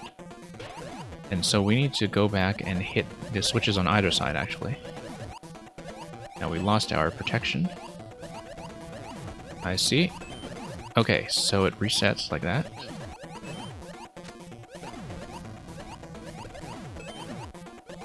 So let's see, we're just kind of hitting those back and forth, and it's... oh, I see. No, we need to launch the big spike balls towards Bowser using good timing on the conveyor belts. So let's... there we go, there we go. Okay, we know how it works. It doesn't matter too much that we died there. We know how it works. Yeah, we can do it on the same side. I did see the on-off switches on both sides. It is just a matter of dodging everything until such time as it lets you, so... okay. Diagonal cannonballs are kind of one of the major risk factors there.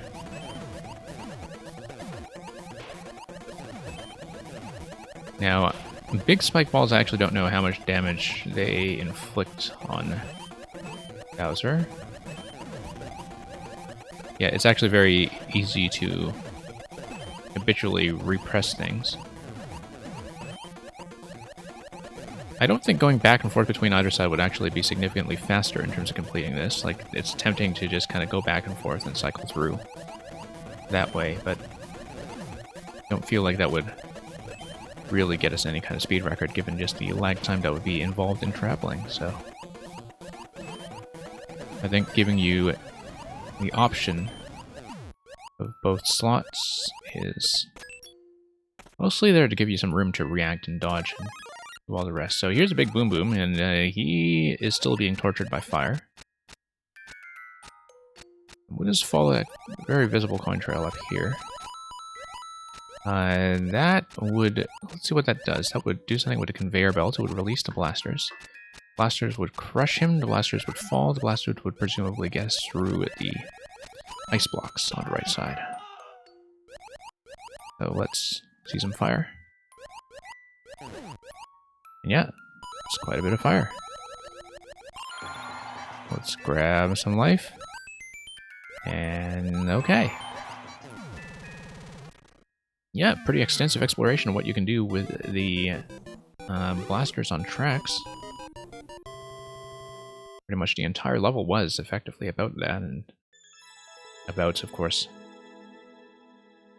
tormenting all of the available tortoises. So, thank you for that. You spent forever thinking about how to force people back and forth and then decided against it, but most people do it anyways, yeah.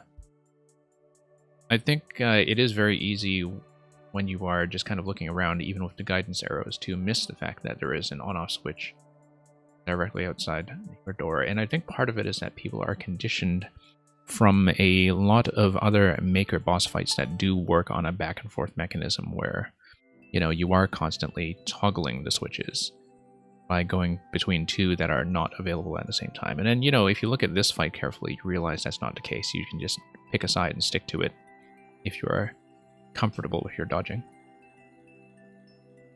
So, thank you for showing me that once again, and thank you for all the GGs. Let me just scroll up with chat briefly to see what else I missed in the meantime. I think everything was fine, so let's give that a next.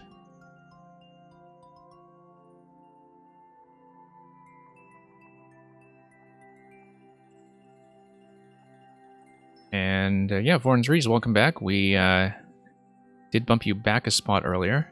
Alex is going to redeem a reward for us, though, so he's going to select number 15, and we're going to give you a sense of what that does. Just give me a moment to prepare that. And then we will get to the next level after this brief redemption. This is actually going to be quite nice, I think, next to the soothing menu music of Super Mario Maker.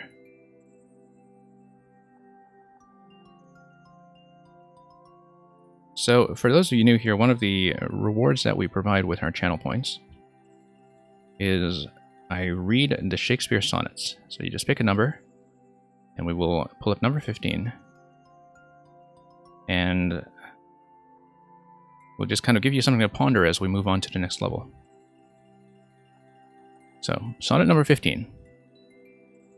When I consider everything that grows holds in perfection but a little moment, that this huge stage presenteth naught but shows, whereon the stars in secret influence comment, when I perceive that men as plants increase, cheered and checked even by the self-same sky, vaunt in their youthful sap, at height decrease, and wear their brave state out of memory, then the conceit of this inconstant stay sets you most rich in youth before my sight, where wasteful time debateth with decay, to change your day of youth to sullied night, and all in war with time for love of you.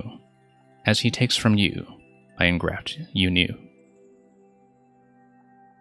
Okay, thank you. Let's get on to the next level.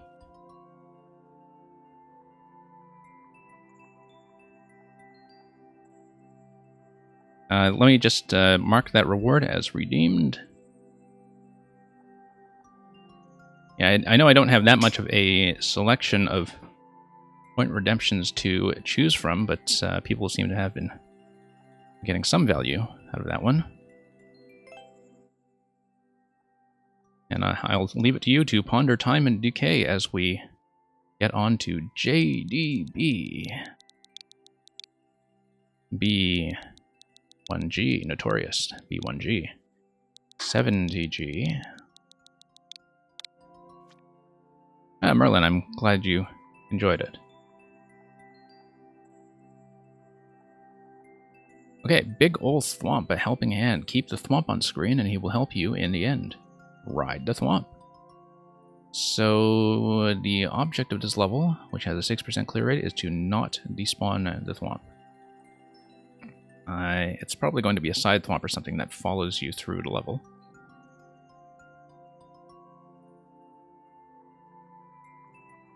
So we need to not lose our companion.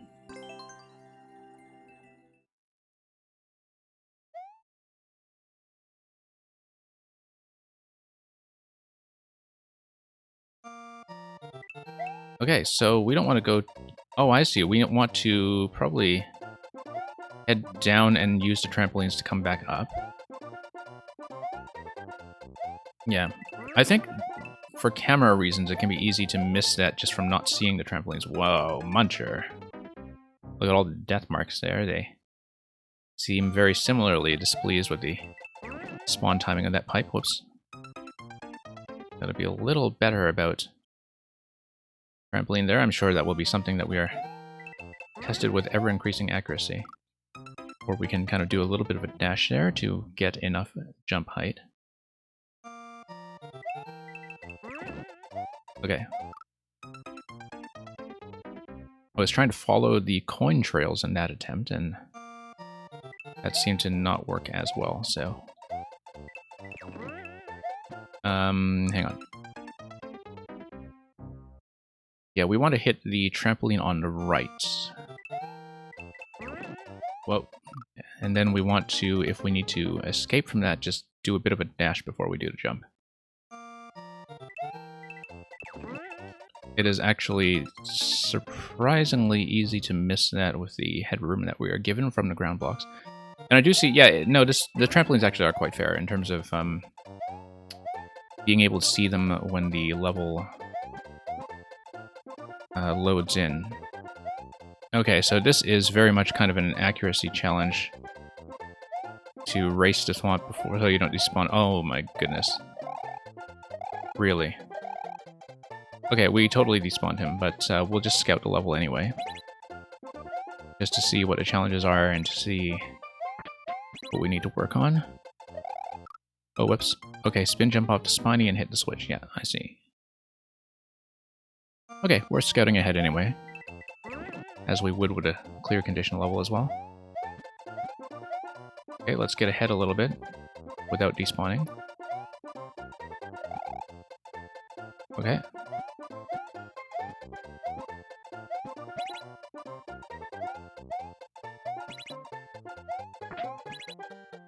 Let's not be too ambitious about this. Just gotta lead him a little bit. Up throw. Let's take this guy with us. You never know. Nice big jump. Thank you for the mushroom, by the way. That was a very good place to have that available. Okay, and then we jump on a Thwomp. And we'll just kind of cart us over to our destination, wherever that is. Okay, pretty straightforward. Since we landed on the left of the Thwomp, that will certainly not be a speed record.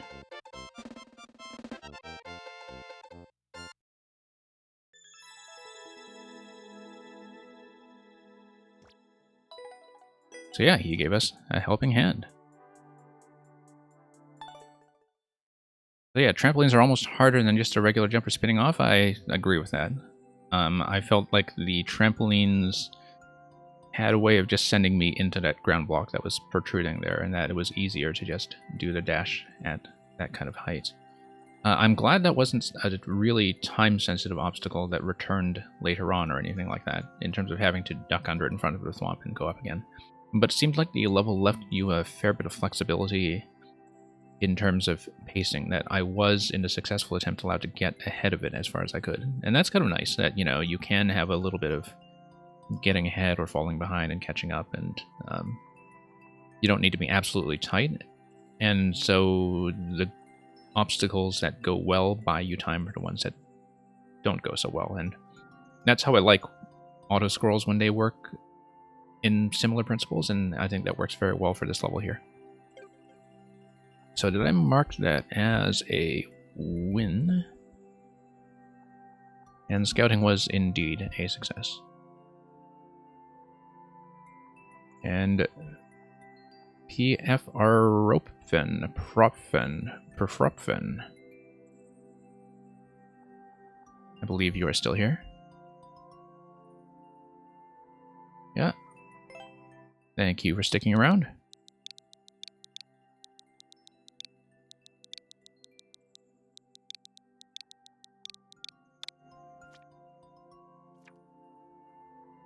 Oh hey, more thwomps. It's a bit of a Thwomp Festival today. Thwomp Fest. Thwomp Fest 2020. Thwomp turns your collar up. Get ready to escape. 15-second record. About 3 or 4%. This looks like it's going to be something that's it's speedy and breezy, but not necessarily easy.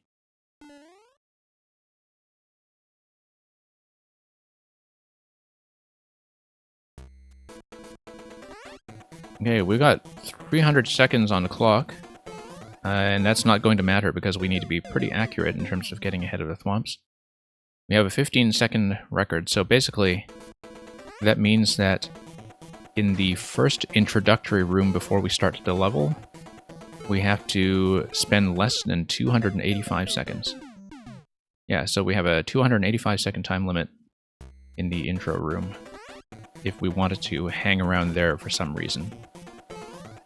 You know, read Shakespeare or something. Okay, no, we could stay low on that one.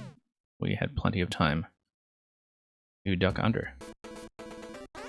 I'm glad you enjoyed a voice, Merlin.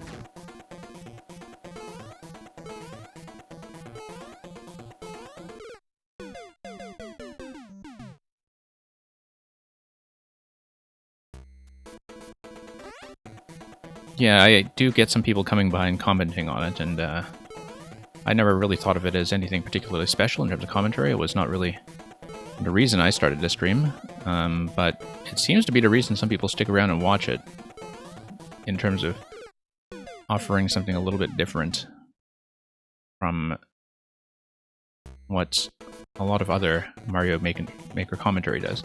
So yeah, we need to quite accurately step into the door that's at the end. And we know that because that allows us to dodge the thwomps that come in from the right side, the small thwomps, and it puts us directly on top of the flag. We saw the flagpole there. We can't actually grab the flagpole on the bottom side because the thwomps will hit us too quickly. So we have seen this level all the way to the end. We just had a bit of a bad falling arc on a good attempt. And we were still kind of reading what was going on, but it was very clear to me that you just have to get into the door with good timing.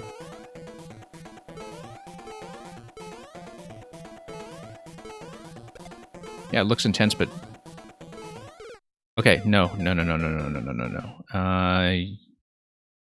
That is something we'll need to think about. We're triggering the thwomps early enough that falling into the door like that, like we need to do that really, really accurately. I probably should not even be making a jump there. Like, well, maybe I should, because running up the slope might be worse. I'm sort of weighing making the jump versus running up the slope, and running up the slope is something that I would think would slow me down, right? But it would still trigger the thwomps. Yeah, running up the slope will not be fast enough. You actually need to make a fairly big jump at the end there, and use all your momentum to fall in before the thwomps come after you. I don't know, I'll have to think about that.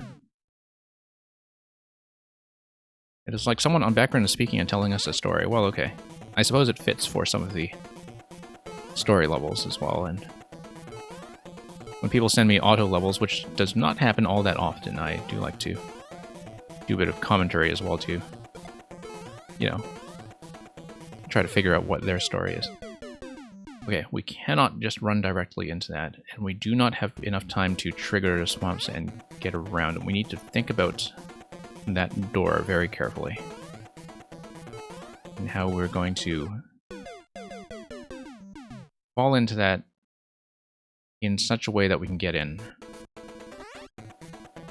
But I pretty much think we need to fall directly on top of it, like we have no real room for error there.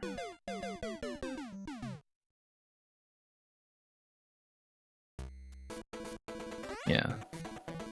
Everything in this level is quite relaxed until the door, actually. Like, everything here, you just kind of need to read it once, and then from there it's just managing your jump height. If you manage your jump height, everything's fine. But then the door right before the flag, like that is... I mean, something that does require you to switch to an up input rather quickly, and so... that's something that's a bit more of a challenge. I don't think I can actually stop there, Alex, and the reason is because the thwomps on the left are still chasing me at that point. The thwomps on the left, I don't see anything stopping them. I do believe the idea here is that you need to get to the door before the thwomps come in and hit you, and that requires falling in. We just need to remember what part. Right here, we almost made it. Almost made it. I think we actually need to do a slightly earlier jump. Yeah, and the reason we need to make an earlier jump is that we want to trigger the bottom thwomp last. We want to make a nice, high, ambitious jump because the bottom thwomp is the one that matters to us. And if we come in too close to it with a jump that's on the way up, it's going to hit us first instead. We want to trigger the upper thwomps and fall in past them. Like, basically, we don't want to trigger the bottom thwomp as we are coming up. We only want to trigger it as we are coming down. And so that requires a really big jump, and one that's much earlier than what we have been doing. Like, that would be the way to beat it. Top two thwomps have to be triggered first. The thwomp will stop and you can press down for avoiding... Oh, you think the thwomps will stop on a slope? Okay, I assume that you actually know these mechanics better than I do, but oh, that's an interesting point. That's an interesting point. We'll take a look at that. I didn't think they would just stop on a gentle slope like that, but I haven't really tested this kind of thing, so you may be right. Yeah, you're absolutely right. Look at that.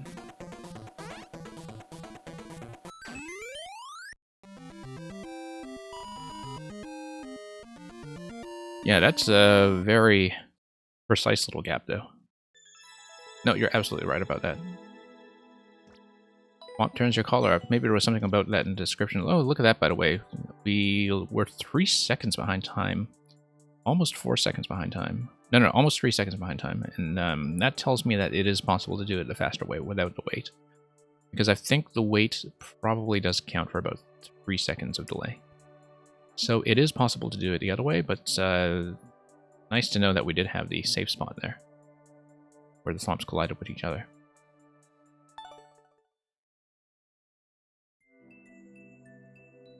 Yeah, not intended, but, you know, Alex knows his mechanics. And so, I had a bit of help.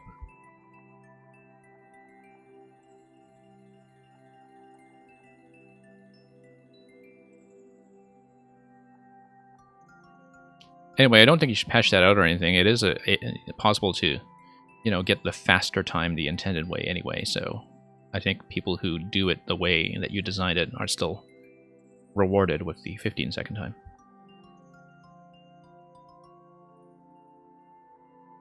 Sneak in if you are still here.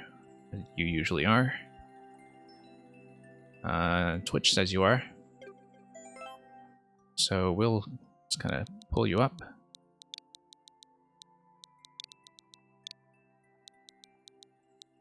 And yeah, you always hang around for ages. I would know if you weren't here because you would probably be streaming Mario Maker, like you've been doing around the clock. Quicksilver Valley, 20 seconds. Don't look back, you're not going that way. Red coins for the challenge path. So you got about 4% here. That's not going to tell us much when some people might have spent some attempts on the challenge path and others might not. But the pipes in the decoration tell us to go fast. So we shall. Okay, 2 paths. Whoops. Probably should have popped the Mecha Koopas, but I noted the one-up that comes down to pipe to the left. I didn't really think we'd have time to do anything with that, but oh, I see. Pink coin there. Pink coin there. Okay, so we missed 1 coin earlier. Yeah, I'm not doing this very accurately, but I'm also just kind of routing this out for the multiple path setup.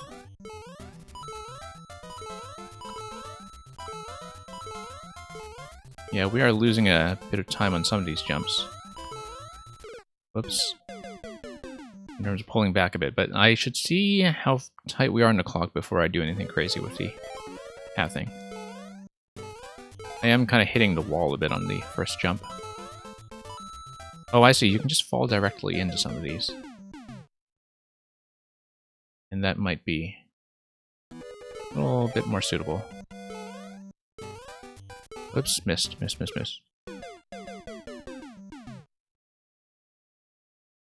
I'm making this harder for myself than I should be, but that's because I'm still kind of exploring this. Clean up the first jump at least in terms of not hitting the wall. Shouldn't let myself go blindly quite like that. Hit the wall. Okay, let's just do the top level for a bit. Okay, no, I should not really fall in like that. Yeah, that's the thing if I take the top level is my visibility is not great. I should, in some sense, actually take the middle track just so I can see what's going on in terms of safe landing zones, but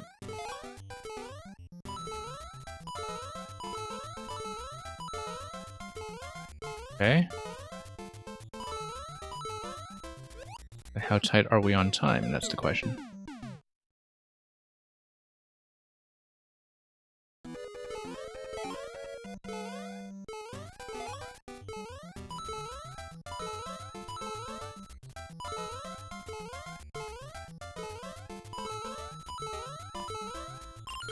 Yeah, this time around we're just kind of going for time to some extent. We're 3 seconds from the end, and I do see some ground slopes that were waiting for us.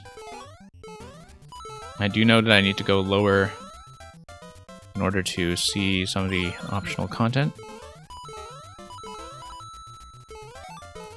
We missed 1 coin that was before that low one, that was kind of in the middle track. We almost certainly missed some other ones too, so... But we do know top is the way to go for... Okay.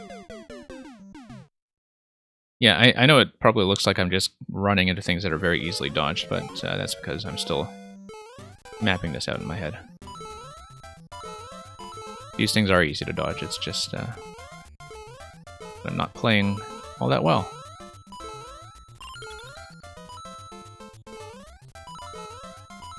We shouldn't be fooling around with a clock like that. We won't have time to do so. We do need to constantly go forward and not look back as per instructions. We do know that there is a coin over there, so we actually only missed 1 coin in terms of knowing where everything is and having seen everything. Nope. Just need to do a short bounce off of that guy.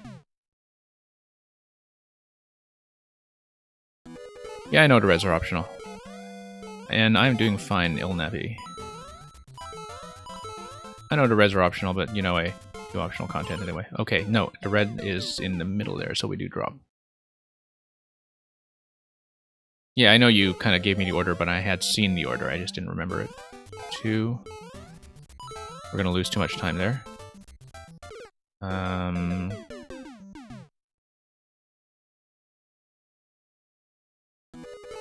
Yeah, I should at least try to do a clean completion of it first.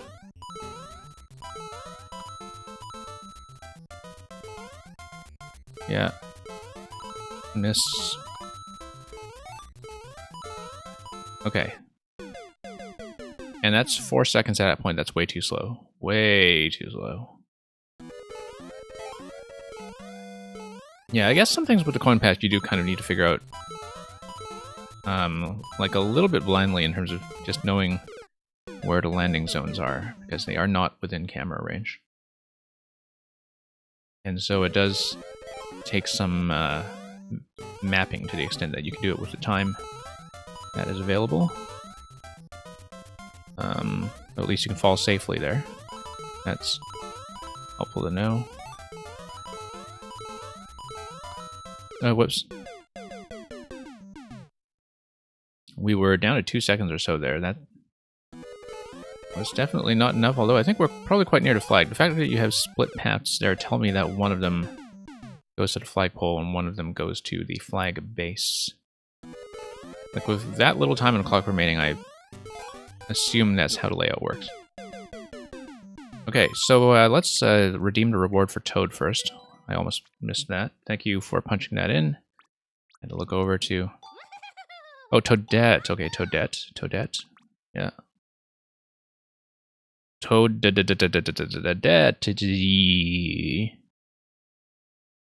But let me just tick that off as redeemed.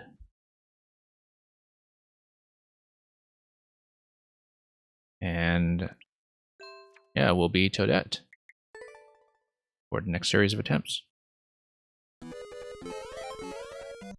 We need to stop hitting that wall. We know we can't afford that loss of time. We can probably do a sort of a shortish jump on that platform and then land accurately.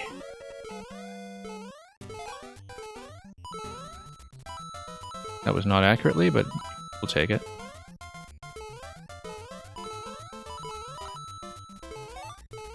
But really you have to just hold right and maintain some momentum the whole way. Yeah, 0 seconds. Yeah, we lost a little bit too much time there.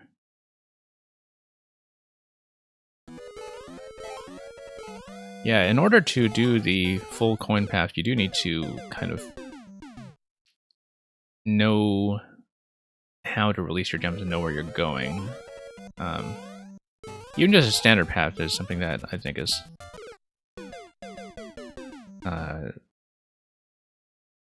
pretty strict, I would say, about knowing where to fall. And mainly it's more that, you know, like the temptation, as is always the case with Mario, is just to go high whenever possible, because you think that gives you the most versatility for later. But in this level, it's actually not quite true. In this level, you know, you always have this temptation to fall into things if you're trying to go for the coin path. And we're clearly not going for the coin path this time.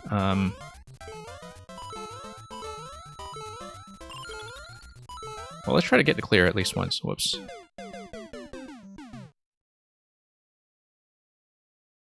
And yeah, knowing where to fall safely is sort of the major challenge here. Nice high jump there. No, losing too much time if we pull back like that. And yeah, Alex, thank you for dropping by anyway. It was good to finish World 2 of your levels earlier today. And I'm sure you'll be back. You seem to be fairly regular here.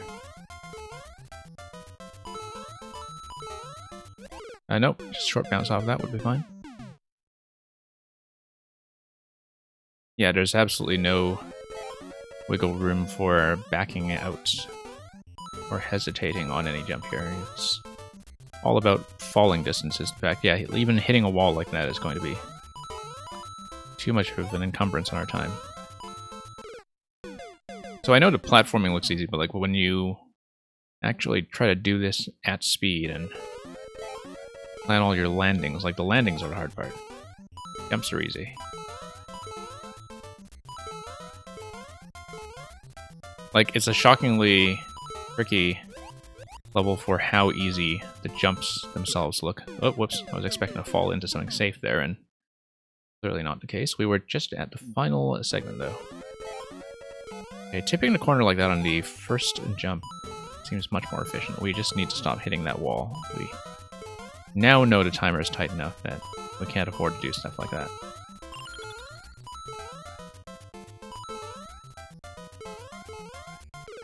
Okay, top path gives you a coin, and then you have to fall into the flag. Yep. Tip that slightly.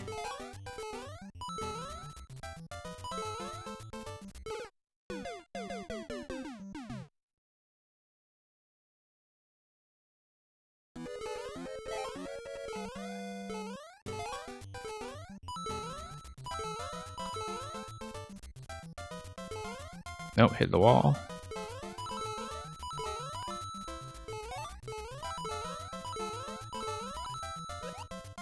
That was actually a satisfying landing on that Mecha Koopa. And yeah, wow, even if we just go straight for it, I think we should for the next few attempts. Timer is really unforgiving.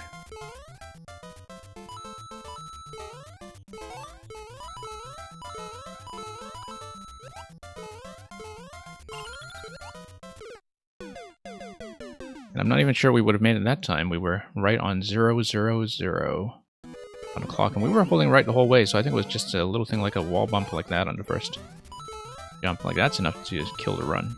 So really do need full momentum going into absolutely everything.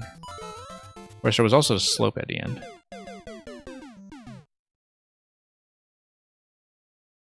%19.9% is optimized. Wow, okay. Yeah, I feel like I was much too complacent about wanting to grab the pink coins and expecting that I would actually have flexibility to do that without really gauging the pace of the level first. That time is... Well, I mean, it wasn't a timer death, so we were potentially close.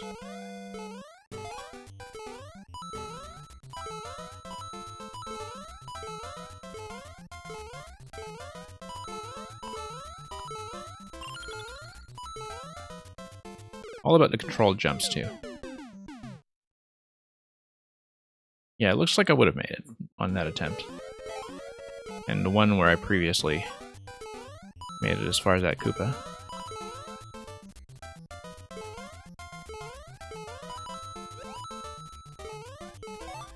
Yeah, as long as I avoid bumping my head on anything. Okay. Made it. I will put in just a few more attempts to try to do the coin path. But not very many. I'm not going to really push on it. Yeah, look at that. We were off by 0.006. Yeah, we'll try to do it. I like doing optional content. But my goodness, this is optimized. Like, you do need to fall in. Okay, no, that was the right idea. I need to do a full jump off that platform once I fell in.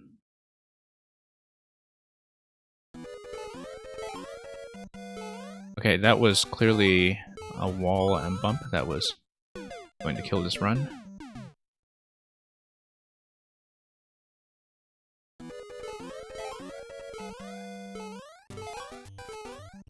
No, we want to get on the first platform and then do a short jump off of that.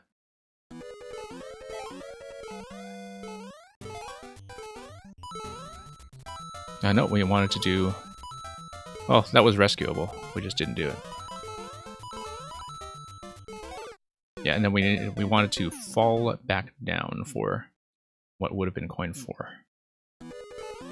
Yeah, it's just that middle coin. We haven't picked it up even once, I think.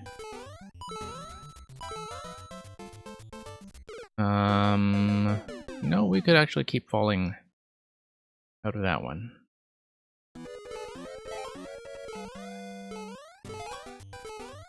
Nope.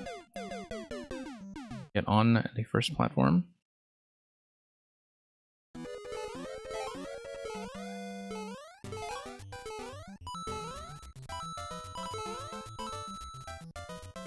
Nope. We should really look around properly and map that one out. But still need to map it out with the jump arcs in mind, and so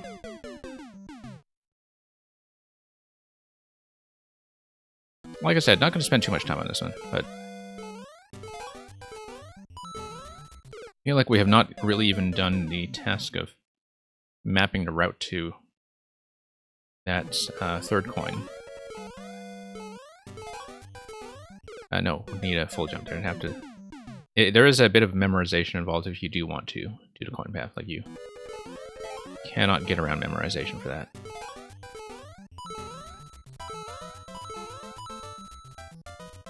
Nope. Let's see here. Let's see.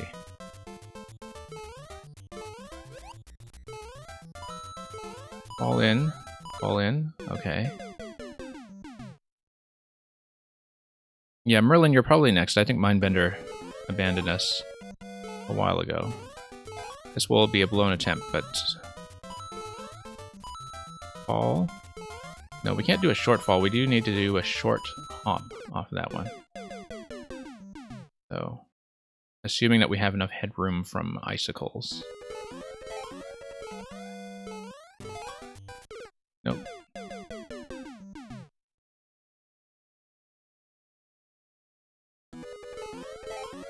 But yeah, I'm pretty confident we'll get through everybody who is currently in a queue. No, short hop out of that one. 1, 2, drop, short hop. Okay.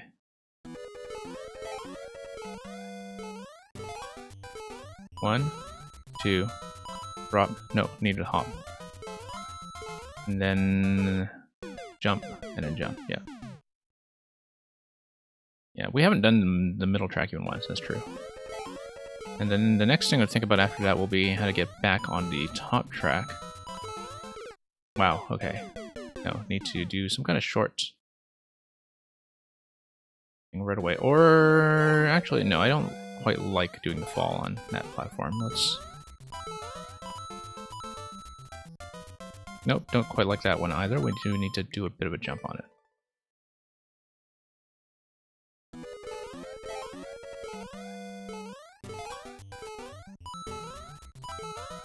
Fall, jump, no.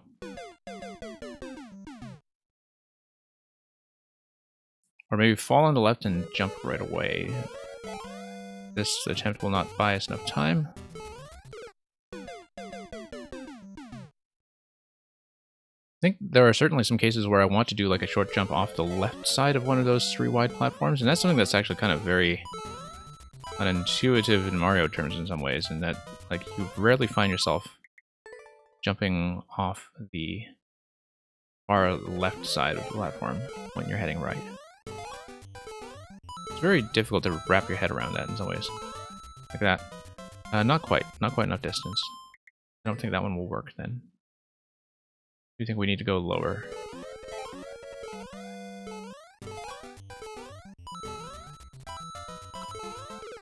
No, it's not going to be enough. We do need to do a short hop of that. Well, let's try this again.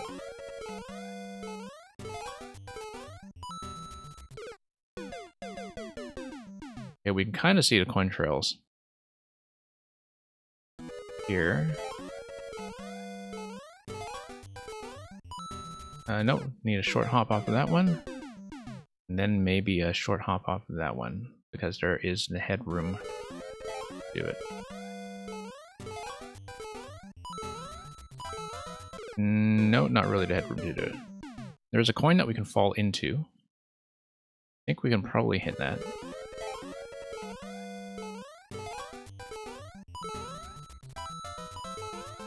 No, full jump after that. Full jump after that. And then jump, jump. Okay. I've got it. I think I've got the intended pattern.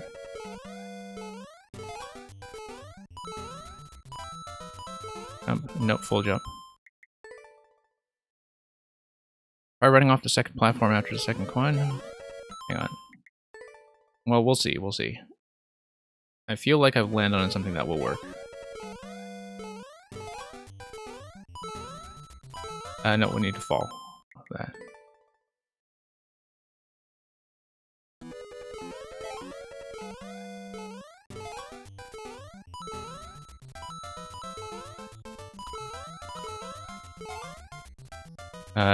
Okay. Yep, we have that. We just need to make it to the next coin, and that requires us to go low.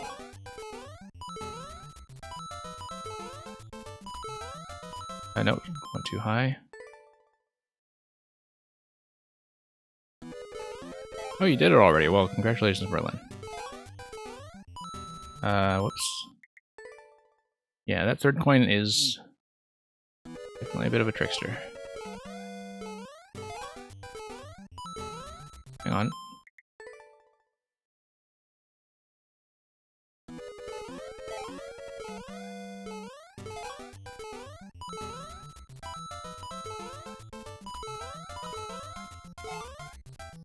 Okay, no, we need... The fact that I would need to jump into it actually is throwing me off a little bit, but...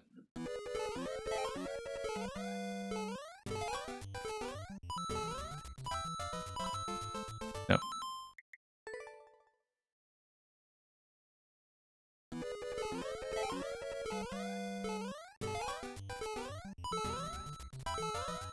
Nope.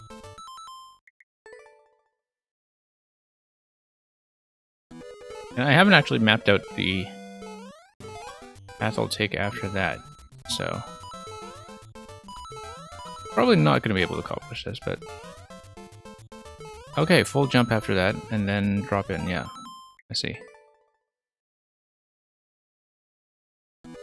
We'll give it a fair shot, though. Nope.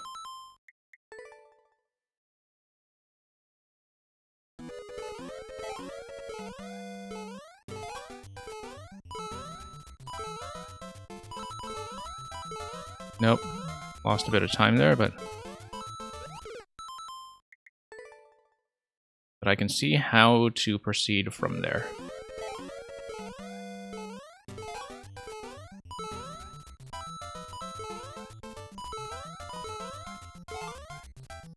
Nope. Too short. Yeah, it reminds me of the one that you did that was very similar to this. That was a desert one that was also partly route finding. In terms of a speedrun that kind of depended on a bit of route finding acumen.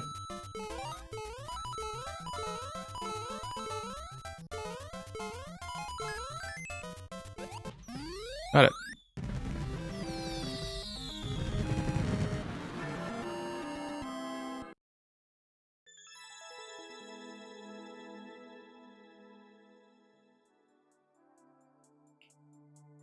And that only put us 0.2 behind it. You know, it's funny because that time I was not even worried about the timer. Wasn't even thinking about it.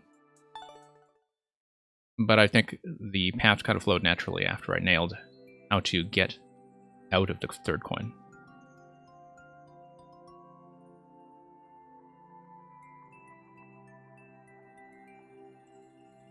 Now, Mindbender, I think, deserted us a while ago. So we will skip over to Merlin. Now, Merlin, you said this was a world submission, so we will do World 1 or until we hit the first game over. Now, we'll probably close the queue at some point during that world, but right now I think we can accommodate both Merlin and the submission after that from Ogner. Hyperion Smokestack, welcome back. We have not yet beaten your boss rush. We made a few additional attempts on it at the end of the stream the other day, and we managed to get to Wendy a little more consistently, but I have not yet gotten past Wendy. So that is our current progress on that. We still intend to clear it. I know first clear is not available and was already not available when we attempted it, but the fights were fun. Yeah, I'm up to try again. Unless you want to send me something else instead, I'm up to try that again. It will probably be the thing we finish on if you stick around long enough. We will only be going, I think, for about the next hour or so. So yeah, we'll do Merlin's World 1. Unless we hit game over or hit about half an hour, whichever comes first. But I've played earlier versions of your World 1 before, and I don't imagine we'll have too much trouble. Although, as you said, you introduced some new things and moved some things around, and so most of this should be a fresh experience. Even if it's one that still involves lots of piranha plants. So, Super Mernellis World.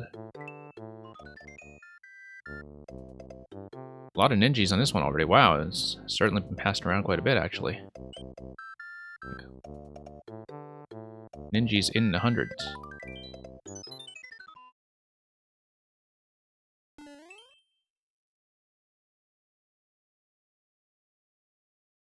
Okay.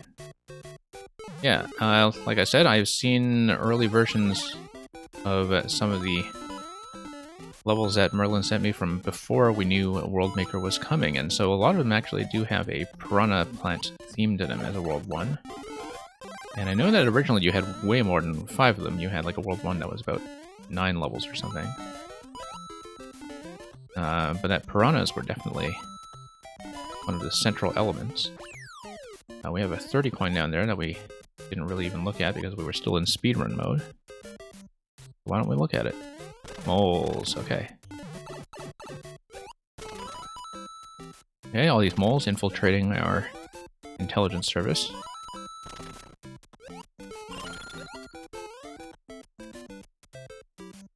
But we have the 30 coin, and our job there is done. Sure, let's fall on top of Goomba. And yeah, let's let these guys pass. Whoa, almost got hit by that. Wonder if there's any particular incentive to taking out this Koopa here. Oh yeah, that's right, getting onto this part here through bouncing off the Koopa. Whoops. Up to our heads. No plants coming out of here.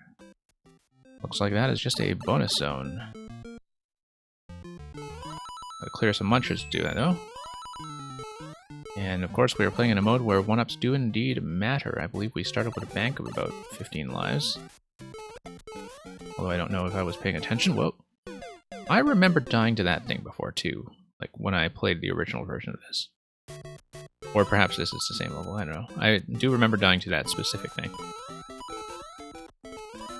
That was a while ago, but you know, we hold grudges against that kind of death.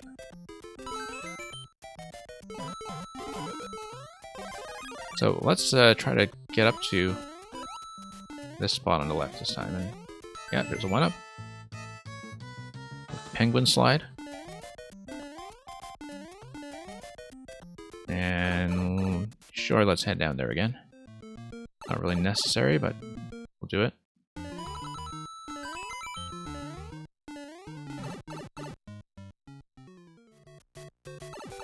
And so, yeah, to catch up and chat a bit, Hyperion, you said you finished your World 1-1 as well.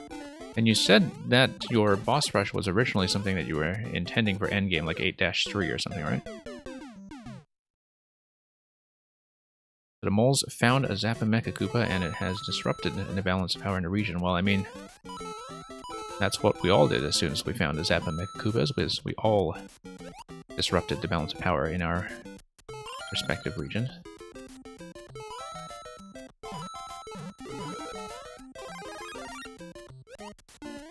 But, you know, that's what the Zappa Mecha Koopas do. It's kind of interesting that that name has kind of immediately caught on, that I don't think that's official by any means. Like, I just sort of thought of him as the blue mecha, unless they say something different when you place them in the editor. You know, like how there's that little sound effect that says the name of the thing when you place it, the element. I don't know if it does that with the English names in all of the localizations, or if that is in fact something that varies, but certainly in English it does that. Oh, it actually is official. Okay, so the Frank Zappa Mecha Koopa. You could also refer to it as the Moon Unit Koopa, if you know anything about Frank Zappa. Okay, let's get on to 1-2. Oh, the Blasta Mecha Koopa. Okay. Blasta and Zappa. I mean, I guess it would make sense to call it the Zappa Mecha Koopa after Frank Zappa when you have so many other sort of, you know, popular music references that are in the Mario naming scheme. Because, you know, of course, like, you would think of the Zappa Mecha Koopa as existing at around the same time as Iggy and Lemmy and the rest of them. I don't remember who Lemmy was named after, but I know they were all musicians, particularly my personal favorite, Ludwig. As somebody who was a classical musician at the time that I sort of started playing Mario, always had a soft spot for Ludwig. Which I always pronounced the German way, even though I know that in the trailers, for the patch, like I think they just pronounced him the American way, like Ludwig or something. But no, I've always said Ludwig. Okay, let's grab that 50 coin. Whoa, there's another spike ball coming out of the pipe. I was about to say coming out of nowhere, but clearly it is coming out of somewhere. And here's the bigger spike ball. Violating the conservation of spike balls coming out of that pipe by having the larger one come out the right side. The skulls seem to indicate death. Let's not go here. I think the skulls do indeed indicate death. I don't see anywhere to go down there, so... Alright. Grab some power-ups on the left side.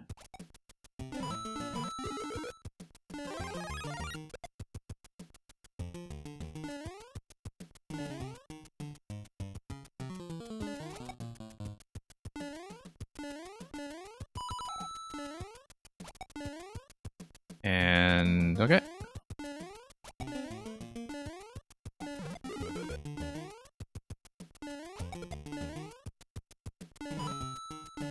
Yeah, it is a very nice looking theme. And in fact, from what I remember of the Merlin levels, like, you know, there is very much a full-fledged Piranha Plant themed world here, where I don't think we can actually go up here without a trampoline. Yeah, that's right, there's a trampoline. Ah, okay, we were supposed to use that guy in the absence of a fire flower. Clear things out. Oh. Let's toss this here. Okay. There we are. Big spike ball is going to come down and demolish everything, I'm sure. Big spike ball. Big spike ball. There we go. The horror, the horror. Follow him down. Okay, there we go. Wow, all the one-ups here seem to be a reference to the penguin slide. Okay.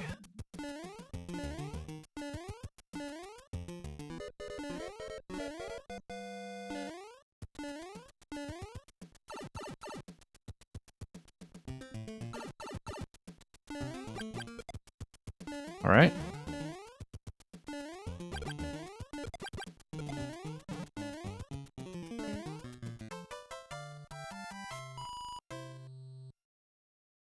Yeah, Ognar, I don't think I actually saw anything relevant to the entity limit here. Because I don't think the pipe spawns were actually blocked. Unless you're talking about a different level entirely, that's always quite possible. Oh, speaking of Hyper, yeah.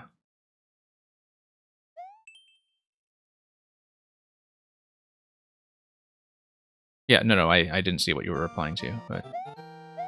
Yeah, I didn't know the entity limit was new to you. It's something that was pretty well documented since Maker 1. But, you know, people are kind of learning things about this all the time, where you can be a very experienced maker in some ways and still learn stuff, like, pretty much every time you play, which is very much the case for me. Like, I think doing viewer levels at all very quickly exposed how many mechanics I was never quite precise in understanding. Kind of like how earlier I didn't quite remember what the interaction was between swamps and the gentle slopes, which you would think is just a very common thing, right? Like, just you play enough of these levels in enough of these themes, you just start losing track. But yeah, you know, stuff like Entity Limit, you know, that's a little more advanced for sure, but that's because people, I mean, unless you really need it for a level, you're not necessarily going to be fussed with dropping one-way panels everywhere off-screen.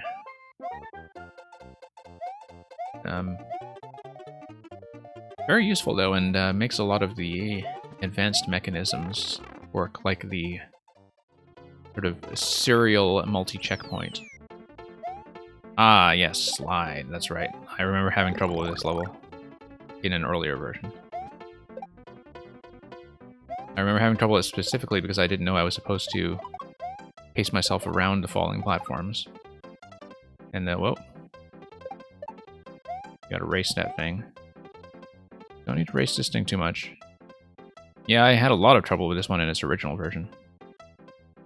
So I just misunderstood the mechanic. Okay. And it feels much gentler than it did before. Yeah, very clearly revised. Yeah, thank you, Sneakin. Been seeing you around a lot lately, so I'll see you around again.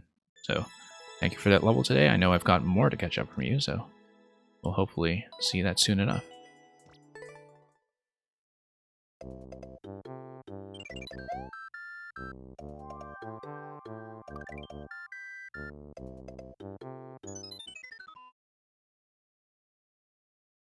But yeah, Hyperion, it definitely has some applications for boss rushes, for sure. Depending on how many bosses you're talking about, I mean... I don't know if you've seen the... As I said, the kind of serial, linear, repeatable checkpoint setup that... we've already seen it in one level earlier today, actually, although we only saw it used in 3 segments, but you can do, like, tons of segments with that thing. Like, you'd have to do everything in order, as in your existing boss rush, but you could have basically, you know, additional checkpoints that are all powered by one mechanism that does use the entity limit. I'm trying to remember what they call that, so you can look up a video to see how it's done. It's because it's a particular kind of repeatable checkpoint.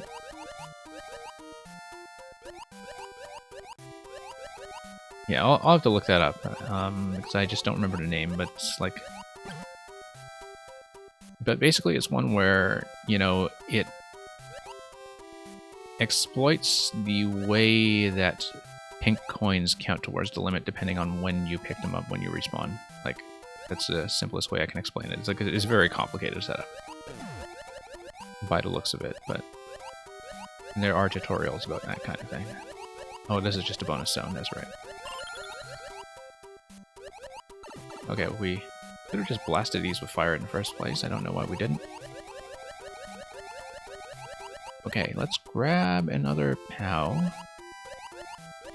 And POW that muncher in the face. If a muncher can be said to have a face. Okay, well, no, we didn't POW in the face. Now we did. We do not have fire. So we'll just walk through gently. Oh, I see. We actually need to hit a P somewhere. Yeah. Probably down here. Yeah. Okay, so we'll go for that P switch.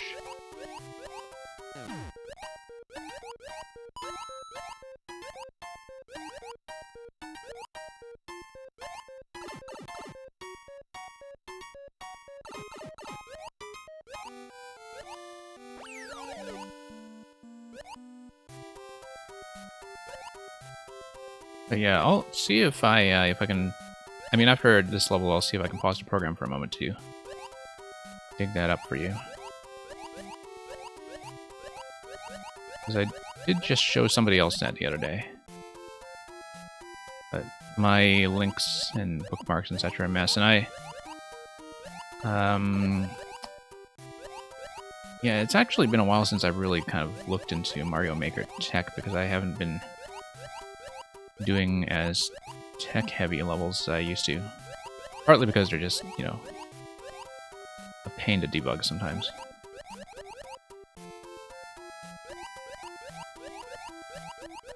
But yeah, the last level I made, which was the only one I've made since the patch, was a Goomba Mask level, and the thing that was just very convenient about it was that all the mechanics just worked. Like, I didn't have to do all that much in terms of quality control. Partly because it was 3D World anyway, and 3D World, you know, will just have fewer stacking mechanisms that can break. But yeah, I think a lot of the sort of advanced tricks in engineering and learning how the memory management works in this game is really unlocked a whole different side of making. Because I find that, you know, even just from a debugging perspective, never mind the level building, like, probably the most important thing to know about this game is the spawning and despawning rules, like when things trigger, when they load in, when they come off screen, and, you know, the entity limit trickery is just an extension of that. Merlin, as far as the length of the water level goes, I think it's okay. It's more that, like, when you have things like the Muncher obstacle earlier where it's not clear what's the main path and what's the optional path, it can introduce a bit of backtracking to get the second POW, for instance. I am generally okay with not necessarily knowing the difference between the main path and the optional path, which is why I like games like Hollow Knight and, to some extent, Super Metroid, but not to the same extent as Hollow Knight, where you just have room to explore. In a traditional layout, you probably do want the linearity to be a little more clear if there is a segment that requires a lot of backtracking, like the POW, in order to get past both gates. And that would be solved, I think, simply if things like that were spaced closer together, where like one POW hit would take out both Munchers on screen, for instance, if both of those gates were closer together. You don't need to fix this level specifically, I think it's fine, but for future levels, you might want to think about that if you want to improve the flow, just think about where the backtracking is being introduced and whether you can do anything to reduce that.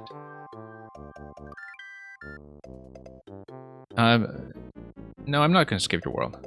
I am seeing revised editions that I did not previously see, and so we are going to do the bonus games, though. Actually, no, we're not, because we know there's no World 2, so it's not like we need to bank up lives.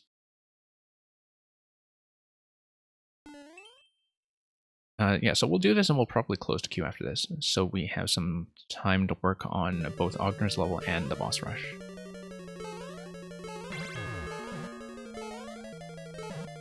But yeah, Hyperion Smokestack, you'll be glad to know that after we sort of put in a few last attempts at the boss rush the other day, like, the first 3 bosses actually went down really quickly. So we were definitely seeing some pacing improvements. I don't think I've seen this one before, actually. I don't think you'd shown the castle to me, but Merlin, I don't think I'd actually seen this one, but you can actually kind of see how the decorations here with the spike blocks on the tracks, and this, you know, massive track step ladder here. Like, they kind of resemble the spike blocks on the vines that you have elsewhere in your levels. I know that's much more of a thing maybe later on,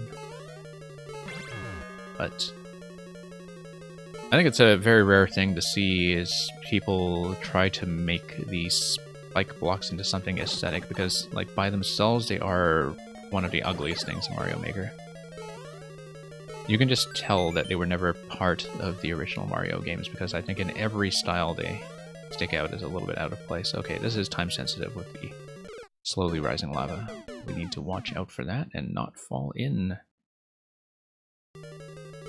But yeah, Ogner, I have to agree with that. That this is like very consistently themed as a World 1 all the way, including the castle, which is, I think, something that people often forget about in terms of making it coherent, because, you know, it's very easy to think, okay, we'll just do our World 1, but a castle's going to look like a castle, right? But no, this one fits in quite well with the fact that we've been dealing with plants the whole time. Like, you're still very clearly in Plants World.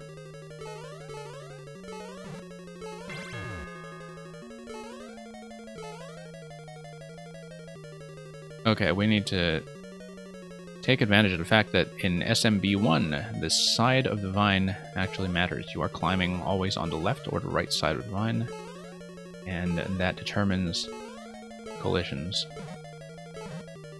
Okay, good visibility on these things too, I think, in terms of having enough room to scout and climb and do all that stuff. I probably should have slid under that. I wasn't confident in that hitbox, though. Okay, let's skip the coins this time. We have seen them.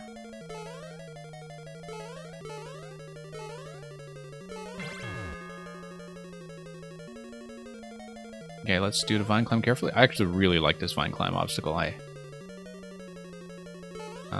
don't actually see the vine direction in SMB1 tested all that often in a traditional level. Like, you see them in some challenge levels, but not really in traditional levels. Like, people don't use that, and they don't really think of using that, and it's very neat to see that in this context.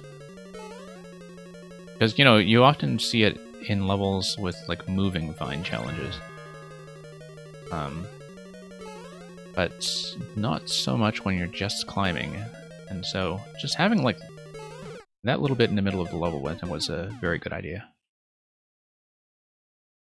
But yeah, spikes are just usually just the hideous things. Most hideous things.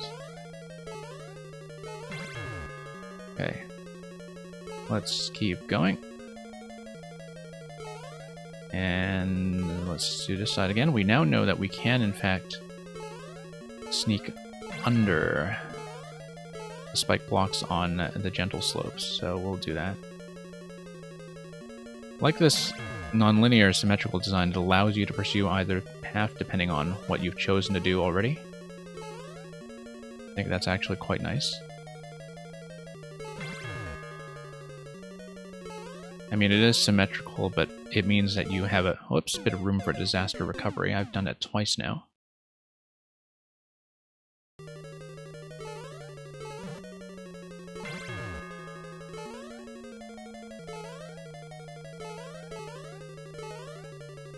But yeah, I think worlds like this are a good example of why it's nice to play some levels together as a world, when they do form a coherent aesthetic package. Like, there's a certain unities in them where they are best played together, right? And I had experienced some of that previously with, you know, the early versions of these levels, simply because, you know, Merlin sent these to me back when I was very new to streaming this game at all, just a couple of weeks ago, and well, a couple of months. I guess I've been streaming since February or late January. But originally, of course, like, you know, I'd be very small and we'd just have these very short queues. And yeah, Merlin would come by and would just queue up one level, and then I'd play it, and then very soon I'd be doing the next one. And so I got through a whole ton of these at once. But to kind of see them presented together as a world, I think is far better than just running into them in Endless or something. Like, the fact of their, you know, plant world theming comes across in a way that only makes sense in a set. But yeah, I think for camera reasons, going up into that particular spike up top there did feel a little bit blind, but we got it, we got it. And look at that door down low, it's like we missed a secret path. I did see the upper vines, of course, like maybe there was a bonus room that we... I'm just thinking about where the entrance to bonus room could have been. It could have been top right in the last room, it could have been something earlier if we had chosen to proceed a little further. So that is World 1. Thank you very much for showing us that. We'll mark that as a win, and we're going to give the queue a last call. Anyone who is watching or lurking or who has not already been entered into the queue, this is your last chance. Otherwise, we will finish with Ognir's level and Hyperion's boss rush, and that will probably be all we have time for unless we do much better in the boss rush than we expect. If we do much better than we expect, maybe we'll have time to reopen for more. But I'm going to punch in Ognir's code, and then I will close up right after that. And yeah, thank you, Merlin, for coming by and showing us that all over again. And yeah, very enjoyable. Thank you. Free HM NCG, and thank you, of course, for sticking around so long to see another submission played. Let me just catch up on chat. I know I missed a few messages.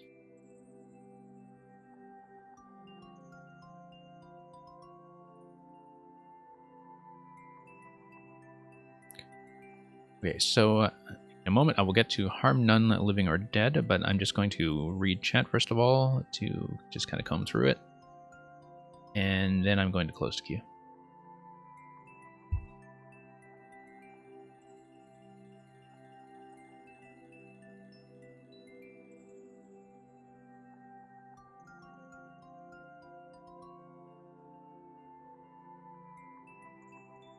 Oh yeah, Hyperion, I was going to try to dig up the... What is it? The checkpoint system that I was talking about. I'll see if I can do that.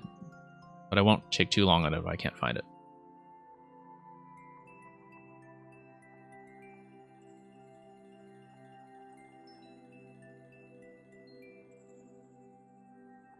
And in the meantime, we'll just edit our stream title.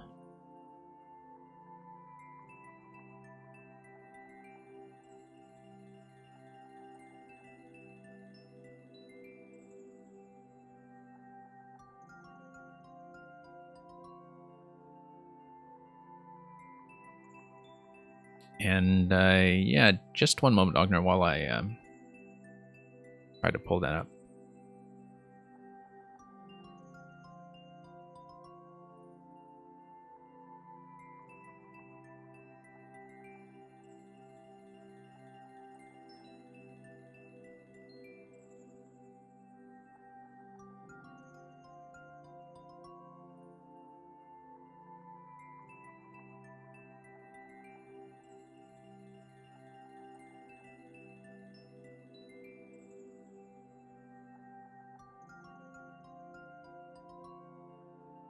And yeah, I don't know if I'll be able to find it right now, but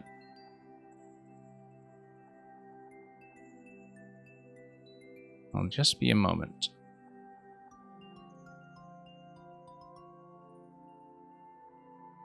It's buried somewhere like deep in my Discord messages.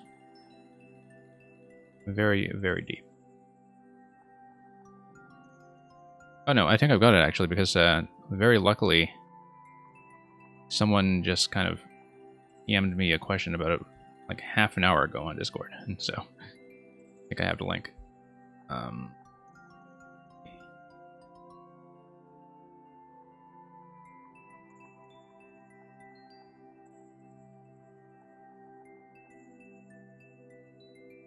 Let me just Check that to make sure it's correct.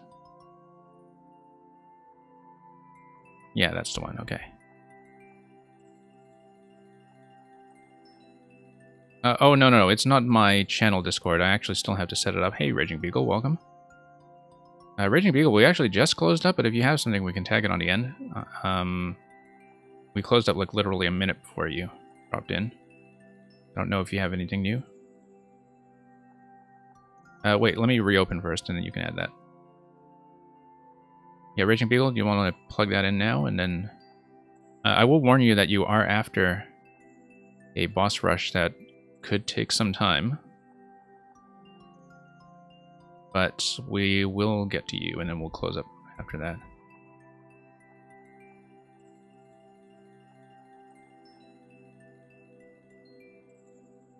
Indeed, and we'll see how long it takes to get through Ognar's course first. We'll see about the order there. Like, I think what I will do is see how we're doing for time after this, and we will definitely get through both of the remaining submissions. But it may be the case that I'll make a few attempts on Hyperion's Boss Rush, and then play Raging Beagle's level, and then get back to Hyperion's Boss Rush, just so we kind of have a less limited amount of time to work on that, because like we already crashed against it the other day, and that's what happened. So,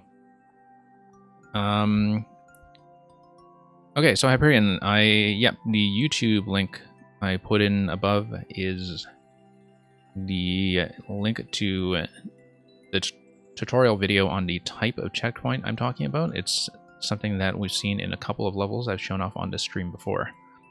To answer your question earlier, I don't actually have a channel Discord set up yet, and that's something I should do soon. I've just been kind of mostly hanging out on other people's Mario Maker Discords. But we actually are building up enough of a community of regulars here that is something that I am considering. If it's something that people will find useful as a bit of a Mario Maker hub for some of the regulars here. So, harm none, living or dead, lay not hand on beast nor ghost, lest thou meetest thy end in pits below. A course from September. Very widely played already, I see, and very widely liked. And yeah, Merlin, thank you once again for sending us World 1, and good luck with the rest.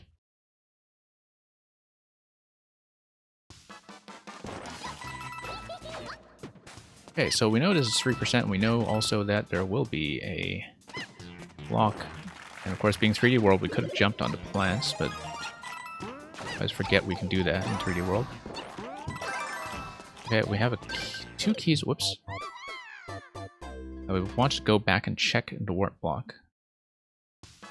But, oh, I see. Okay, so keys point to the piranha plants. And, oh, I see. We actually have to not kill the piranha plants, because the warp block takes you to that warp block that drops you into the abyss. And so, yeah, that matches up. And so the idea is to avoid all the piranha plants and never step on them, even though we are in the 3D World style. I see. You actually do clue me into that visually very well. So my initial kind of instincts from the other styles to not step on the plants was in fact correct, and this was probably something that was in the level description. Oh yeah, harm none and all that. Except, you know, we're not very good at paying attention to the level descriptions. I'm kind of amazed that you can assign that many keys to plants, in fact. I guess if you embed keys in enemies, the keys themselves are unlimited in the same way as if you embedded them in blocks. But I never actually tested that, so that's something that's very new to me. Because, I mean, you know, when do you ever see a level that requires that many keys? Okay. Alright, we'll kind of slide down here, wall jump over safely. Very neat concept so far. Okay, we need to not get hit by the twister when we are under the question blocks. Well, let's... Yeah, I'd rather get hit. I'd rather get hit than disturb the local plant life. And there's a checkpoint right there with what is presumably a mushroom. Okay.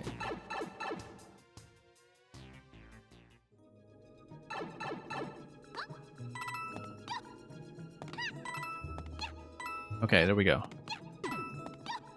Okay, that's just coins. Telling us something about the fire flowers. Okay, so, oh, we need to not harm these guys either. Even though the boos want to follow us. So let's... Okay. That seems to work. Oh, I see. Can't kill any of these, right? So... what if I pop this block? What is that? What up?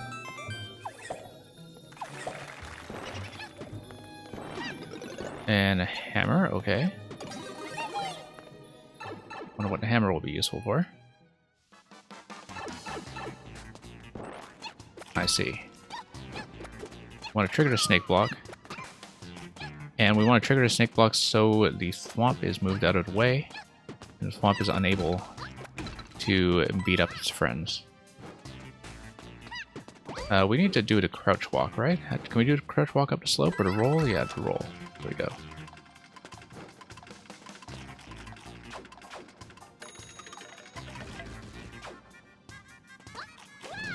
Okay. Next thing was we trigger the block above. You know what? Why don't I almost feel like I should create some of the blocks with... Oh, no. That's a mistake. Okay, fine. I see. So, yeah. We'll just restart from the checkpoint.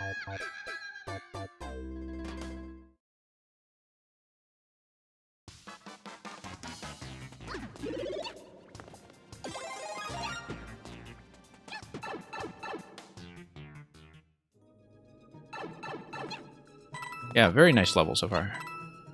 Very interesting concept.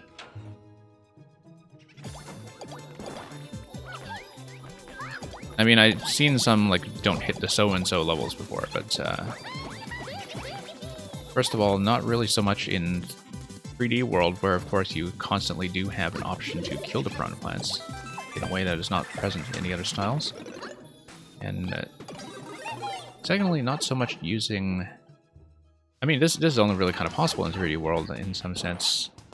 You can use doors instead of warp blocks, but you can't force people to enter doors the way you can force warp blocks unless, of course, you put vines over them, right? So, like, the 3D World method of locking progress is actually more elegant than the standard styles, if you think about it, in terms of, like, forcing a key to be a bad thing.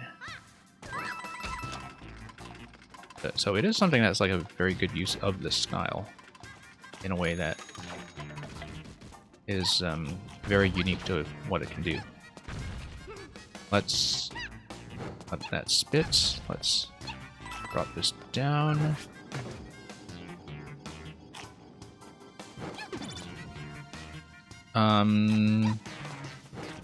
Yeah, sure. I don't know if I like that necessarily. The fire piranha timing is really... Oh yeah, no, we can just stop it. Okay, that was close. I do like the round of applause we got for doing that. Reset door for the snake block, I see. Oh, no, let's...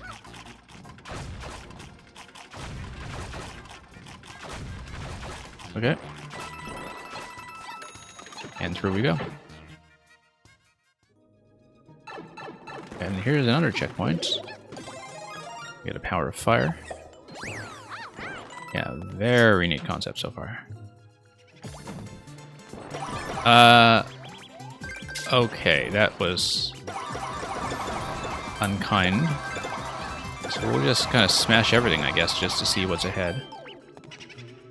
Okay. I see. So basically we get dropped on a star, we get pushed by the thwomps, and we just need to jump and dodge everything, and probably slide against the thwomps on the left to have a bit of that wall slide to maintain our position.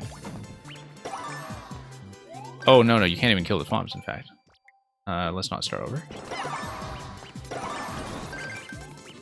Yeah, the star just kind of... okay, I think, though, that we actually do want to be small for this whole segment. We don't want to grab the fire flower because the extra tile on Mario's size, or Toadette's size, rather, is just going to make things worse.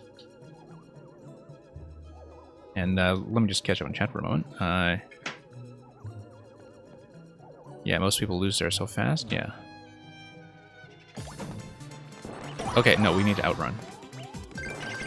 We need to outrun, and then we need to dash over the top, and then just jump, dash, and then, yeah, okay.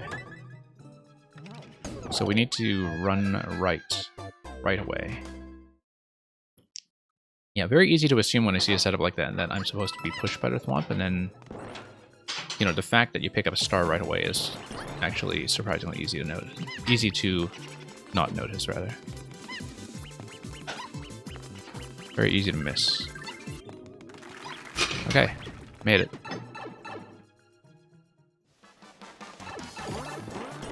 Okay, we just gotta go fast. And then... there we are. Nice little GG in the block outline there. Yeah, excellent concept.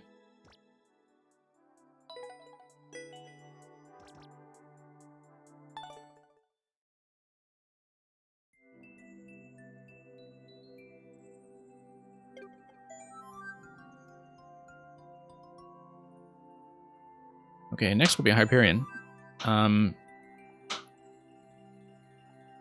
Actually, Hyperion, now that I think about it, I don't want to get into a situation where I hit your checkpoint and then tap out and then get back in and have to redo up to Wendy. And so, like, do you mind if we do Raging Beagles first? Because I want to have, I think, a little more unlimited time with yours, and so it makes more sense for me to put it at the end. Yeah, I'd rather do Raging Beagles first, just to...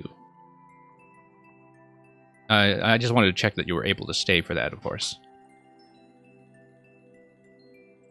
Because I've played enough of Raging Beagles levels to know kind of roughly what their clear percentages usually are. Did that actually get into the queue earlier? Yeah. Amazing Undersea Expedition, right? I don't know why the bot didn't punch that in. Okay, there we are. Oh, I see. It was just slow. Hang on. We just swap those around again, just so it's properly logged. There we go.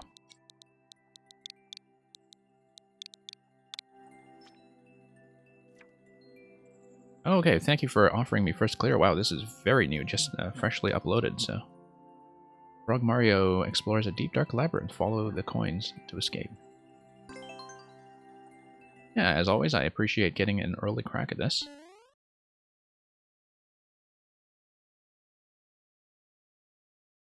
Glad to see you're having some fun with the patch with the frog suit. Yeah, we might as well hold the P-switch. I can totally make that. Totally possible. Yep, there we go. 50 coin. P-block spot here. Oh, I see. So that's for the P-blocks. And then it's an undersea expedition, so we might as well take a swim. Because, you know, the P-block is going to work so many wonders for our ability to swim. I don't know what the red pipe does. I want to check. Okay, that's just a big X. Looks like it's an aesthetic pipe.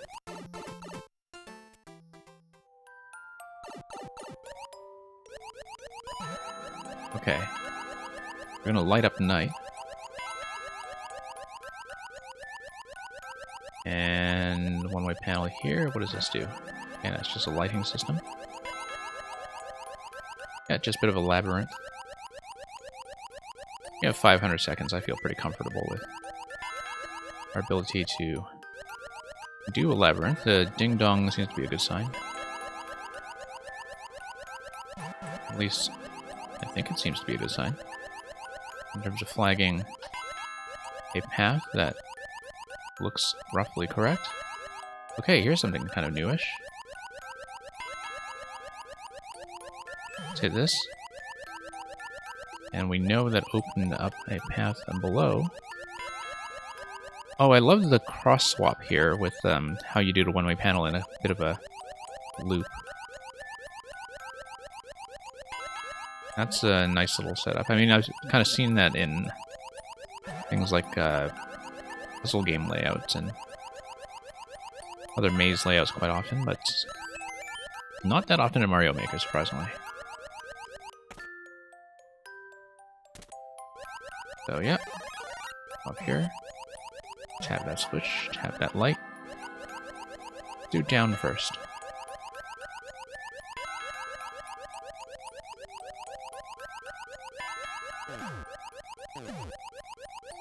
Okay, that's blocked. Let's drop this. See what it does. Nice, very good. It was actually quite satisfying to see that as a locking mechanism. Maybe not so satisfying to die to that there. As you can see, we don't actually need the P-switch for anything here.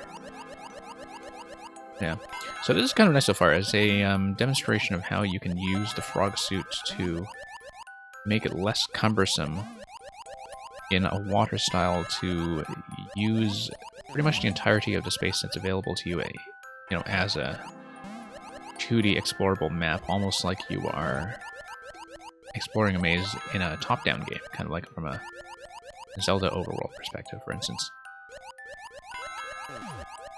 Because, I mean, the thing that always prevented that was simply that the swimming itself is inconvenient, right? And if the swimming is convenient, then there's no problem.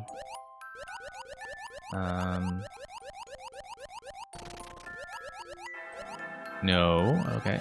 Thought that was maybe a little too convenient. Hey, let me through. There we go.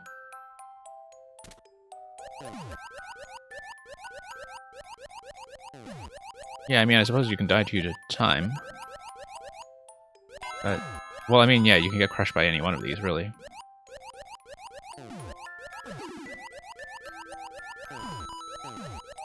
And that seems to be a dead end unless there is some other mechanism for moving these fellows out of the way, which I don't see. Let them go. That's another ding-dong. Ding-dong merrily on high. Okay, so up we go. Up through the pipe. And there we are. We're going to follow the coin. Not going to get trapped in this little dead end here, even though I'm sure you have a very amusing sound effect for it. One big aw, or one big good zap, or whatever. And yeah, there we go. Would be perhaps an interesting one to speedrun. I mean, it would require memory mostly, more than technique. But yeah, I think that's actually a very good demonstration of, one of the subtle gains that we've had from the frog suit, as I've said before, that you simply remove that element of inconvenience from using a water layout as a way to do something top-down that is free from the constraints of gravity. Thank you for offering me first clear on that, Raging Beagle, and hope you continue to have fun with the patch. And yeah, testing your own maze is kind of impossible because you just know the solution, right? So, I do think the coin indicators were very helpful. I mean, obviously, you grabbed a coin, you expend them once, and you lose the trail, but that's just what happens, right? And I think in all circumstances, whenever I passed a coin, there was no particular reason to double back. At least not past that point.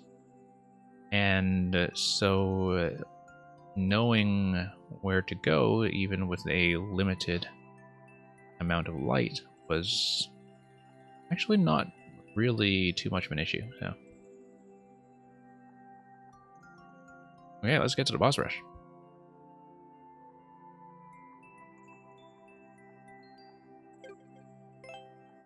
Hopefully we still have some of this left in me.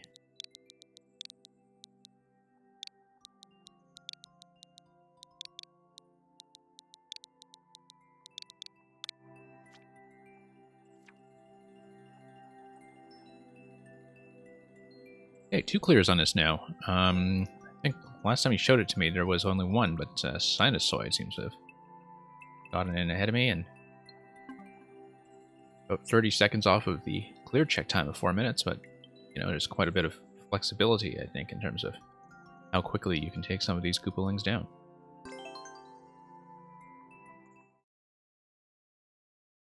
Oh, was Sinus also stuck on it for a while, or... I mean, I think it's a bit of an accomplishment to get through this regardless. Yeah, once again we will close with it. Oh, well. Ducking under that Koopaling was maybe a bit risky, but we made it.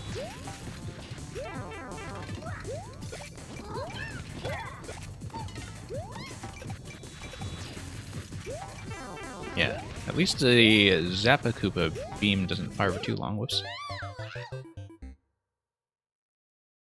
Okay, just getting warmed up, just getting warmed up. I mean, we got 2 hits off of Iggy.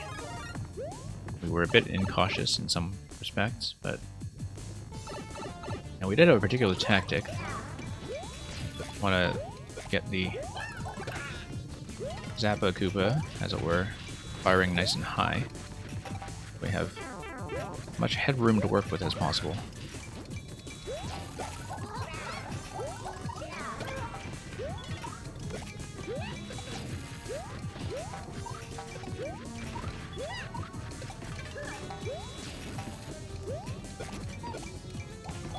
Okay, there we go. Now, Martin, we want to control center. Oh, whoops, already lost the fireball. That's okay, controlling center is generally pretty productive with him. Avoids the trampoline issue on the left and the right.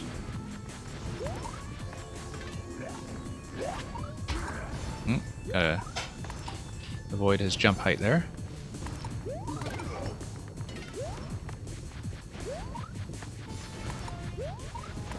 Okay, just gotta get a 3rd hit on him, and that will not happen on that attempt.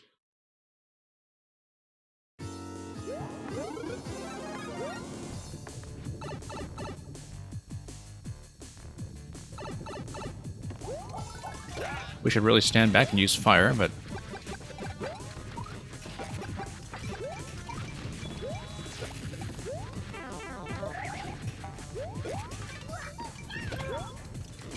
The nice thing about this fight is that, like, all the different options you have for damaging Larry do feel very satisfying. Jumping on him in a standard way is nice. Having the missile blow up on him in proximity is really nice, even though it's not really under your control. And throwing a Mecha Koopa directly into his face is especially nice. Like, the hits all feel very accomplished, I guess. Firing at him from a distance is kind of nice, but, I mean, that usually is.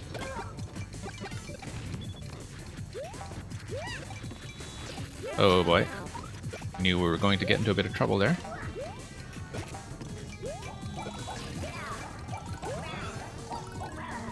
Oh, whoops. That was a bit of obstruction from that mecha.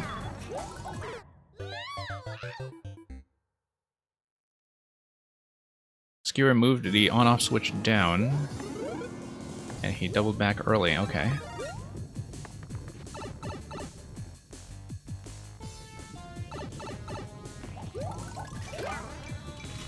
Yeah. I guess I don't really have a very consistent strategy for Morton yet, except trying to control center.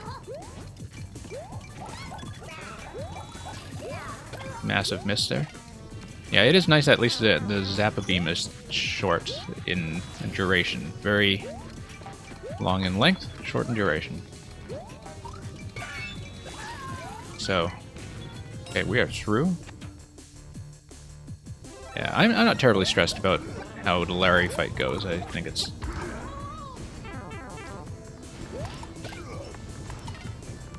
generally something I can control. Nearly got hit in the head there.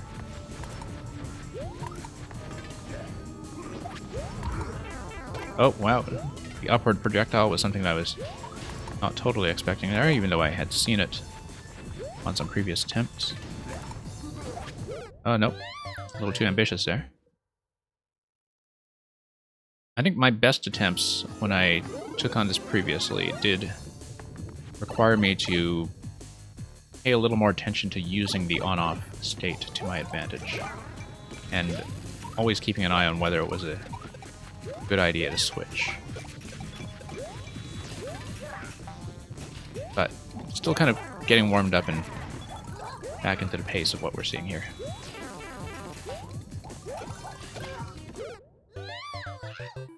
Now, I think the one-way panels do provide sufficient protection for the red and blue mechas on either side in terms of having anything thrown into them. Actually, no, they don't. Okay, we've got something here. Red mecha is not going to be susceptible to that, but why don't we just take out the blue? That seems to be the best way to do it, actually. Just don't want to deal with it. Okay, that's a breakthrough. That's a breakthrough. We'll just take out the blue. Every time. I see no advantage to leaving it there. Here we go. Can't believe it took me so long to think about that. It simplifies the entire fight considerably, and it doesn't even require the flower to do, you know? It's something that you would think is just sensible.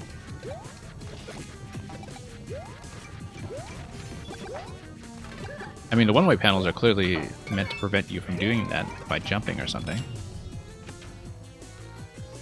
MLG strats indeed, like it's... I mean, it's more, you know... Why don't we just do it the easy way? It's right there waiting for us.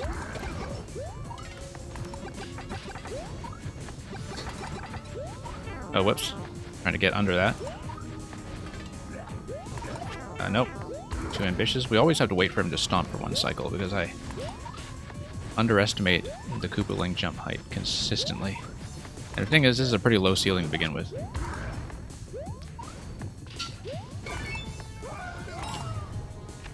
Okay, Iggy, here we go. Iggy I've consistently found to be the easiest one here. Of course, that was a bit of a careless mistake. That made him harder.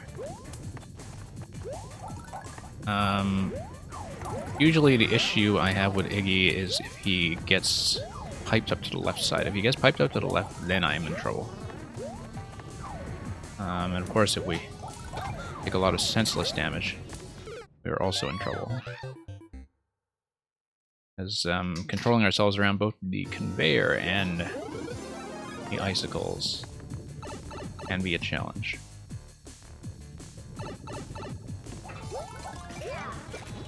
Alright, let's do it the same way.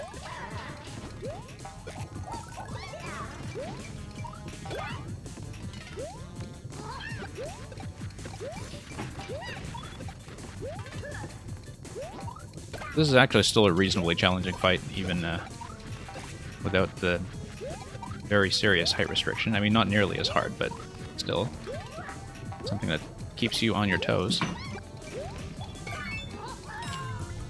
We don't actually need the mecha here, and in fact, I don't know that I particularly want it.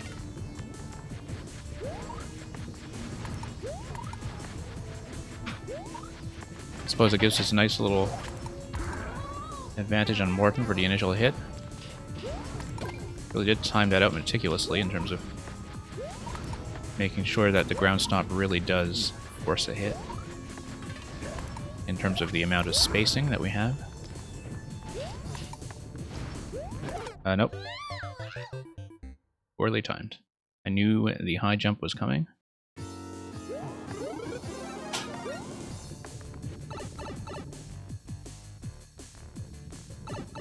Okay.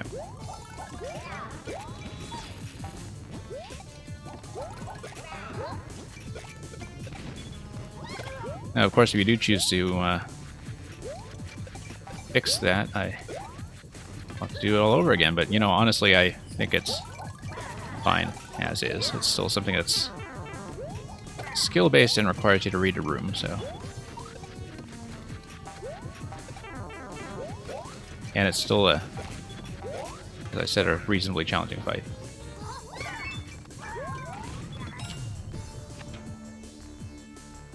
Oh, if I ever checked out Sand Marble Rally, I looked up what it was. I didn't actually see the footage of it. I saw a whole bunch of news articles about how apparently marble rallies were now like a really popular thing under lockdown.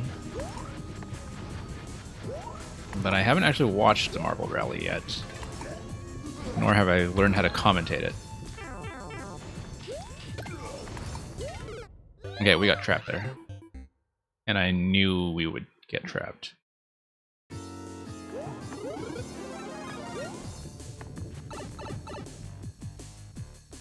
Yeah, got into Marble Rally on the ground floor. I see.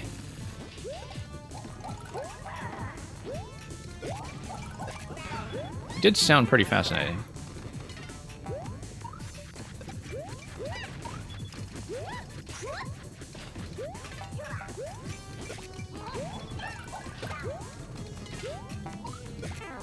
I mean, like I've been saying, I've always had a lot of respect for competitive scenes for everything in general. I think they're definitely one of the classes of social environments, I guess, that I find most interesting and relatable. But okay, let's actually hit Larry for once. We do still have fire if needed. But it's kind of interesting how this fight makes use of the Mecha Koopas as an obstruction to the fireballs, even if you do have fire. Okay.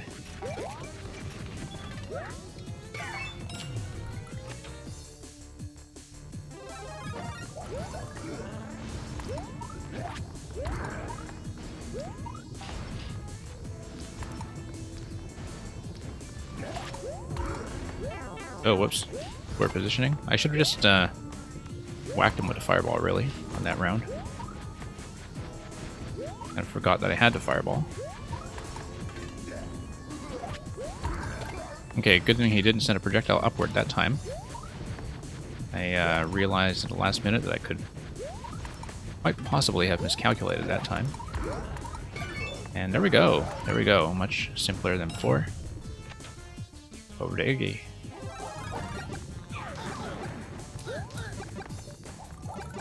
Okay, we'll just cut a controller positioning on the conveyors and wait for him to come down. Now the roll is something to deal with, but the conveyor actually helps us with the positioning when it comes to that, so we'll have to let him come down, because I don't like fighting him up on that side. Whoops, forgot to deal with the bumper there. Can't... Oh, there we go.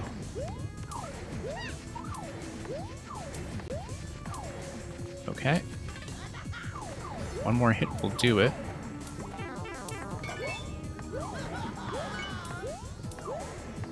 Yeah, I generally don't want to take him on the right side simply because of how that conveyor throws me off.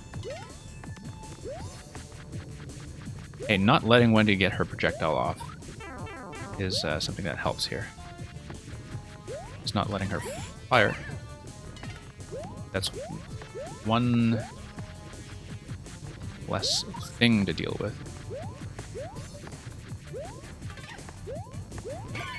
Okay, first time we passed Wendy, and it seems like just going aggressive and not letting her get the third projectile down is really the breakthrough that we made. 150 seconds left. The clear check must have been quite interesting just in terms of time. I know that it was 4 minutes. Not too concerned about Roy yet, actually, despite all the projectiles going around. Given how he takes them out for us during the rolling phase. Come on, his... Oh, I haven't seen a ceiling phase from him yet.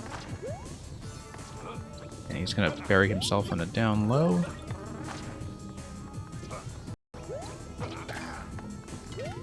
Love his animation and sound effects in NSMBU style, incidentally. Fire was not really helping us on this fight anyway, I think. And okay, let's...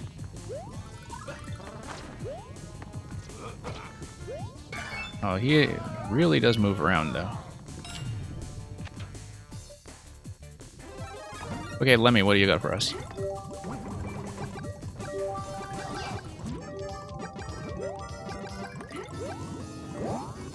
I mean, Lemmy's just hard to hit, but this fight doesn't actually do much to kill us. Apart from perhaps just trying to bump us into him. And bumping us into him is indeed the threat. We had 85 seconds on a clock in the single segment attempt.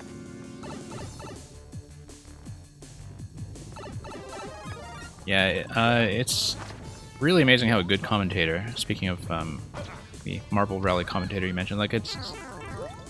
I mean, I don't know how he sounds, but it is very interesting just how much commentary can sort of add to the sheen and prestige of the event. And,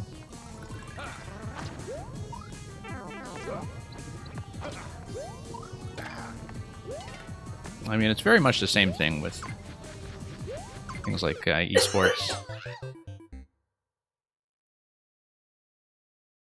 And yeah, quality of commentary really does matter. Like, not only in terms of developing a bit of appreciation for the activity, but also just, you know, giving it that professional production. Okay, that's actually the first time we've seen his ceiling phase with a drop. We didn't see that at all in the last fight for some reason. Love the little clink as he takes out the projectile. It's a very satisfying clink.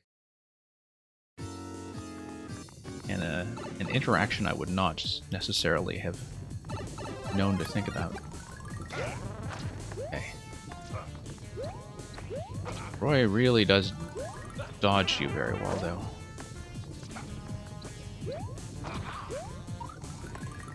Didn't realize that he would dodge you so quickly. Might be a very usable concept in a way, like it's hard just to hit the guy. Okay, one-shot him last time, but we having a bit more trouble this time. Gotta watch for a ceiling stomp. Whoops.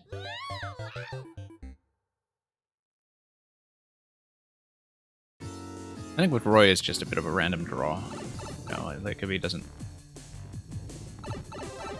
go up, well, I don't know. Wow. Very good at dodging.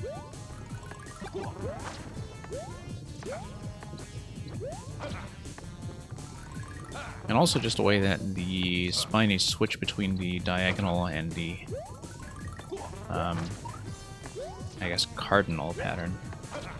It's very...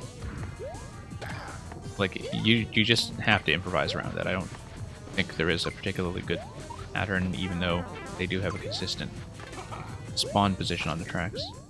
Like, the fact that Roy has a bit of a quasi-random movement pattern is always going to force you to improvise on this particular battle.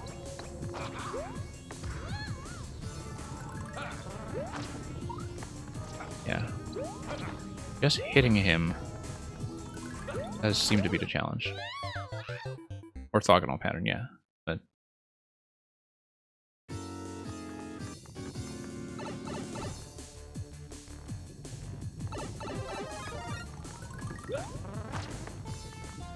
yeah, I mean, I didn't have time trouble with Roy the first time around. I'm having much more trouble hitting him this time around, although as you can see, it looks like getting him on the drop probably the best way to do it, because getting him during the ground phase, it's a very tall order. Getting him on a drop, very consistent, if you can do it safely.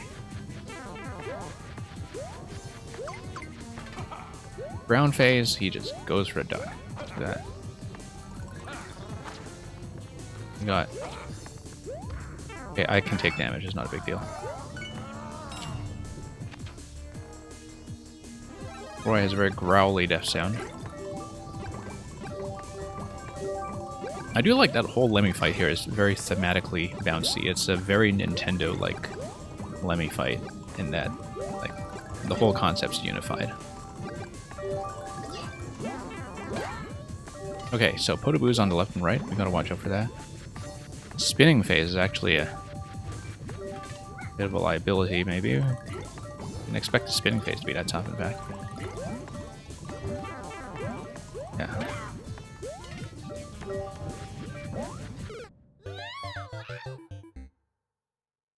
Spinning phase will have to stand between the jump blocks on either side, and he should sail over us pretty much every time, depending on where he lands. Oh, okay. Didn't expect Roy to just kind of sit there.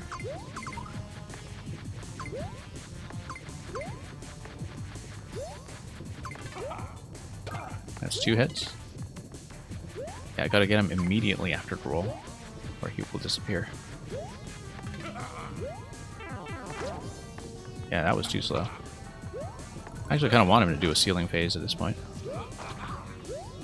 Whoops.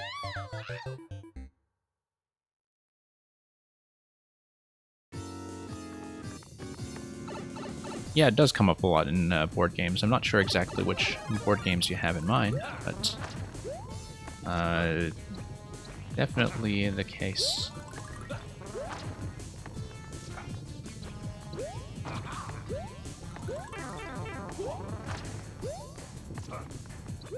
Okay, let's grab Roy on the stomp.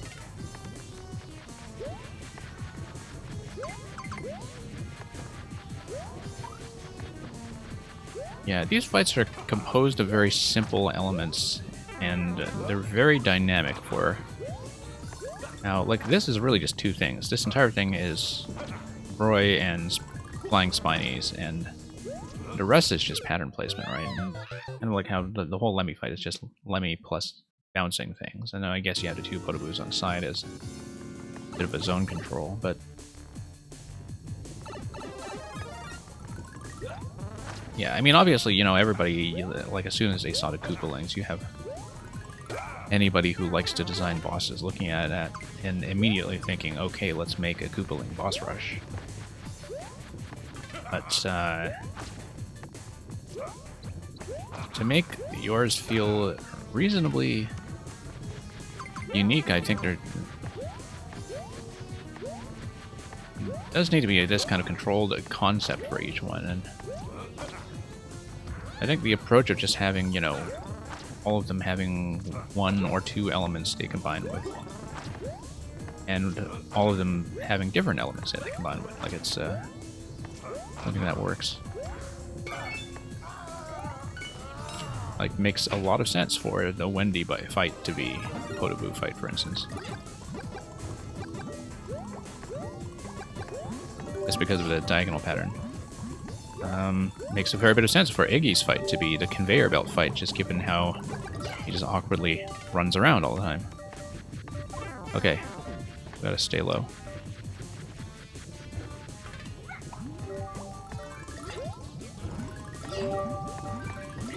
Just not get hit by fire on our way over. Oh yeah, we got it, we got it. Let's... Okay, that was not entirely successful as a strategy. Okay, we got 2 hits on him, that's fine.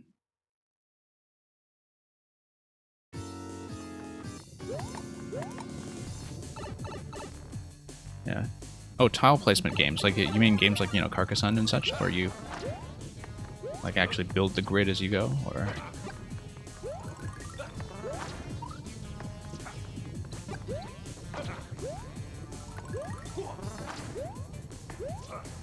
Let's see. Let's concentrate on Roy's fight for a moment. Yeah, the Firefly here I think is just mostly a hit buffer. I haven't really seen him stay up long enough to be vulnerable to fire. 2 hits already, not a great sign.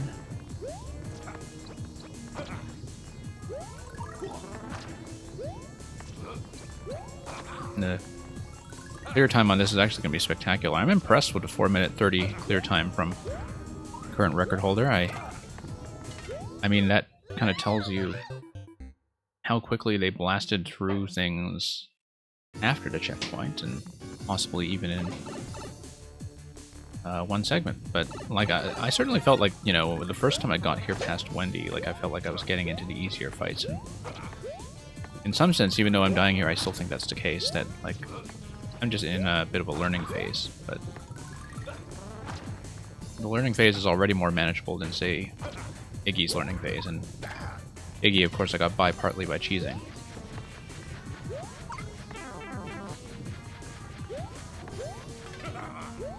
And not Iggy's, rather. Larry's, rather. Larry's I got by cheating. And, okay. Roy, give me a drop. But yeah, I can definitely see time being something that feels highly variable with Roy. Like, it's very hard to see how you can consistently get him to go by quickly when... Like, the other ones, you know, you can get down pretty quickly consistently. Like, you know, you see Larry go through 3 cycles and you can just get him. You see Morton go through 3 cycles and you can get him. But Roy, no guarantee of that, because it's so dependent on his spawn position.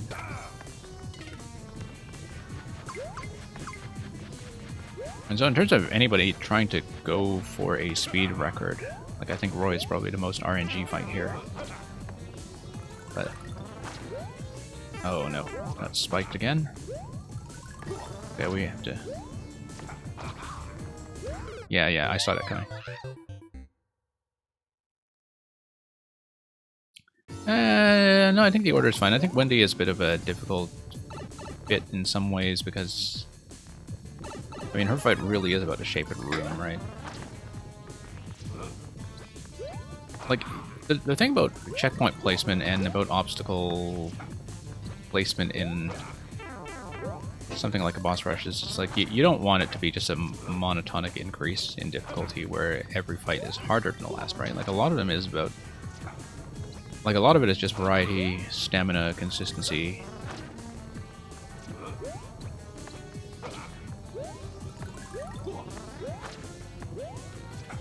And, like, it's very easy to think that, oh, the checkpoint should just come after the hardest thing, but then it depends. Like, the checkpoint, I think, often should come right before the thing that is fussiest to repeat, like, regardless of whether it's actually the hardest. Like, or rather, you know, the thing that will require most repetition or randomness. Like, it kind of makes sense for me that Roy is after the checkpoint, because so much of him is a bit of a random roll in positioning, and so you don't want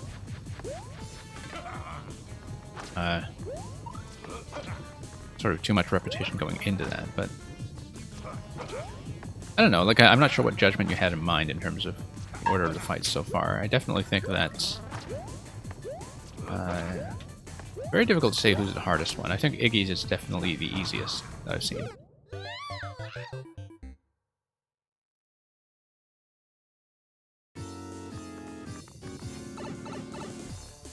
But yeah, Wendy, I definitely think the key was just going for it and controlling her.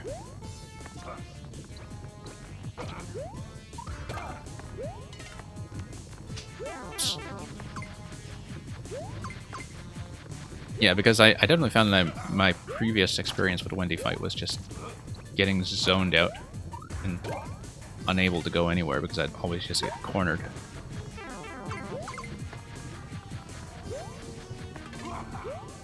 And there's a certain risk that's involved in just how small her platform is, right?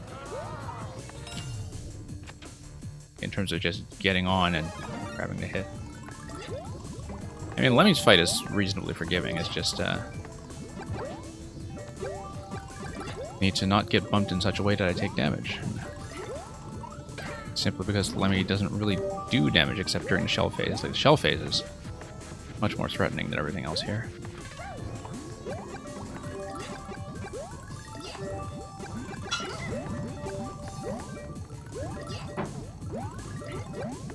Okay, let's get the Podoboo up one more phase. Nope.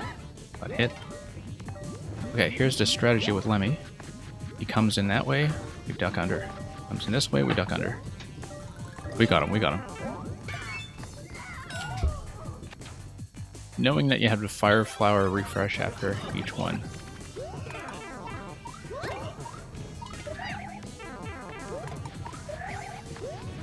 Oh wow. What a save on the spikes. I didn't even see the spikes at first until I dropped into them. Okay, Ludwig. I definitely saw the on-off mechanism and the timing on it right away. The issue was that my eyes were basically in two places at once, like trying to dodge him and trying to do the on-off. I mean, I guess the thing that makes Ludwig unique in this game is that he does the triple projectile, right? And so the triple projectile does kind of zone you a bit. And I was kind of surprised at how generous the damage boost and invincibility period was in terms of getting back out of the spikes. And that's something we'll have to take maximal advantage of as we learn Ludwig a little more carefully. Look at how Roy went down so easily that time. Okay, Larry or Lemmy rather, we have a very specific tactic for. Down. And on this side, down. And down. Oh, whoops. Missed a bit. Okay, this fight's falling apart.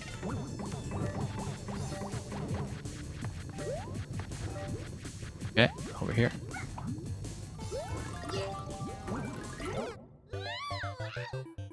Okay, I have a very specific tactical intention for how to take Lemmy.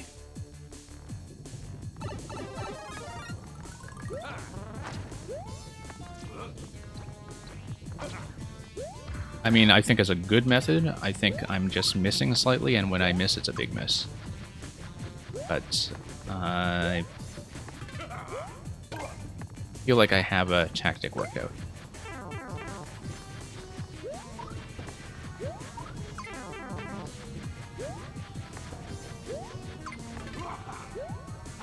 Okay.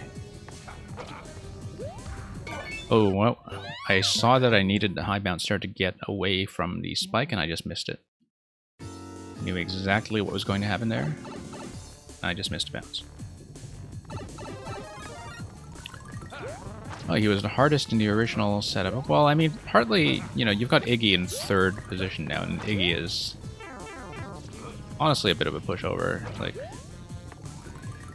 but then that's partly the way I was approaching the fight. I think Iggy is liable to be a confusing fight if you do try to play both sides and have to mentally switch conveyor directions. But and of course, like, Larry felt significantly harder when I was not cheesing the blue mecha. Like, I had gotten him under control even in the last few attempts without taking out the blue mecha, but only after I had some practice seeing his pattern. So.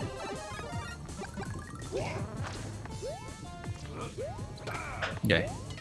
Bopping him when he peeks like that is a good idea.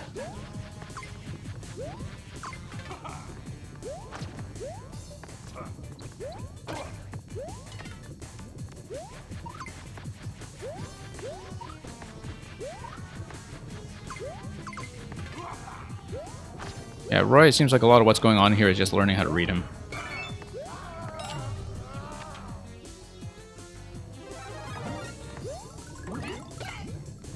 Okay, one hit already, that's a nice clean starting advantage.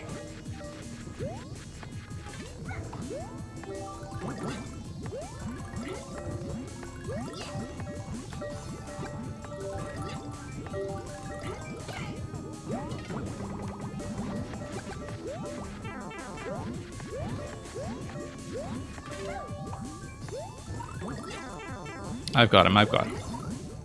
I've got him, I've got him. Let me at him, let me at him. Okay, there we go.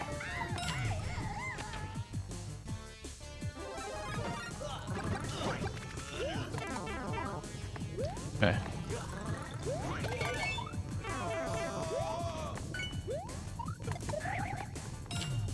And that was partly luck. Actually, that was substantially luck.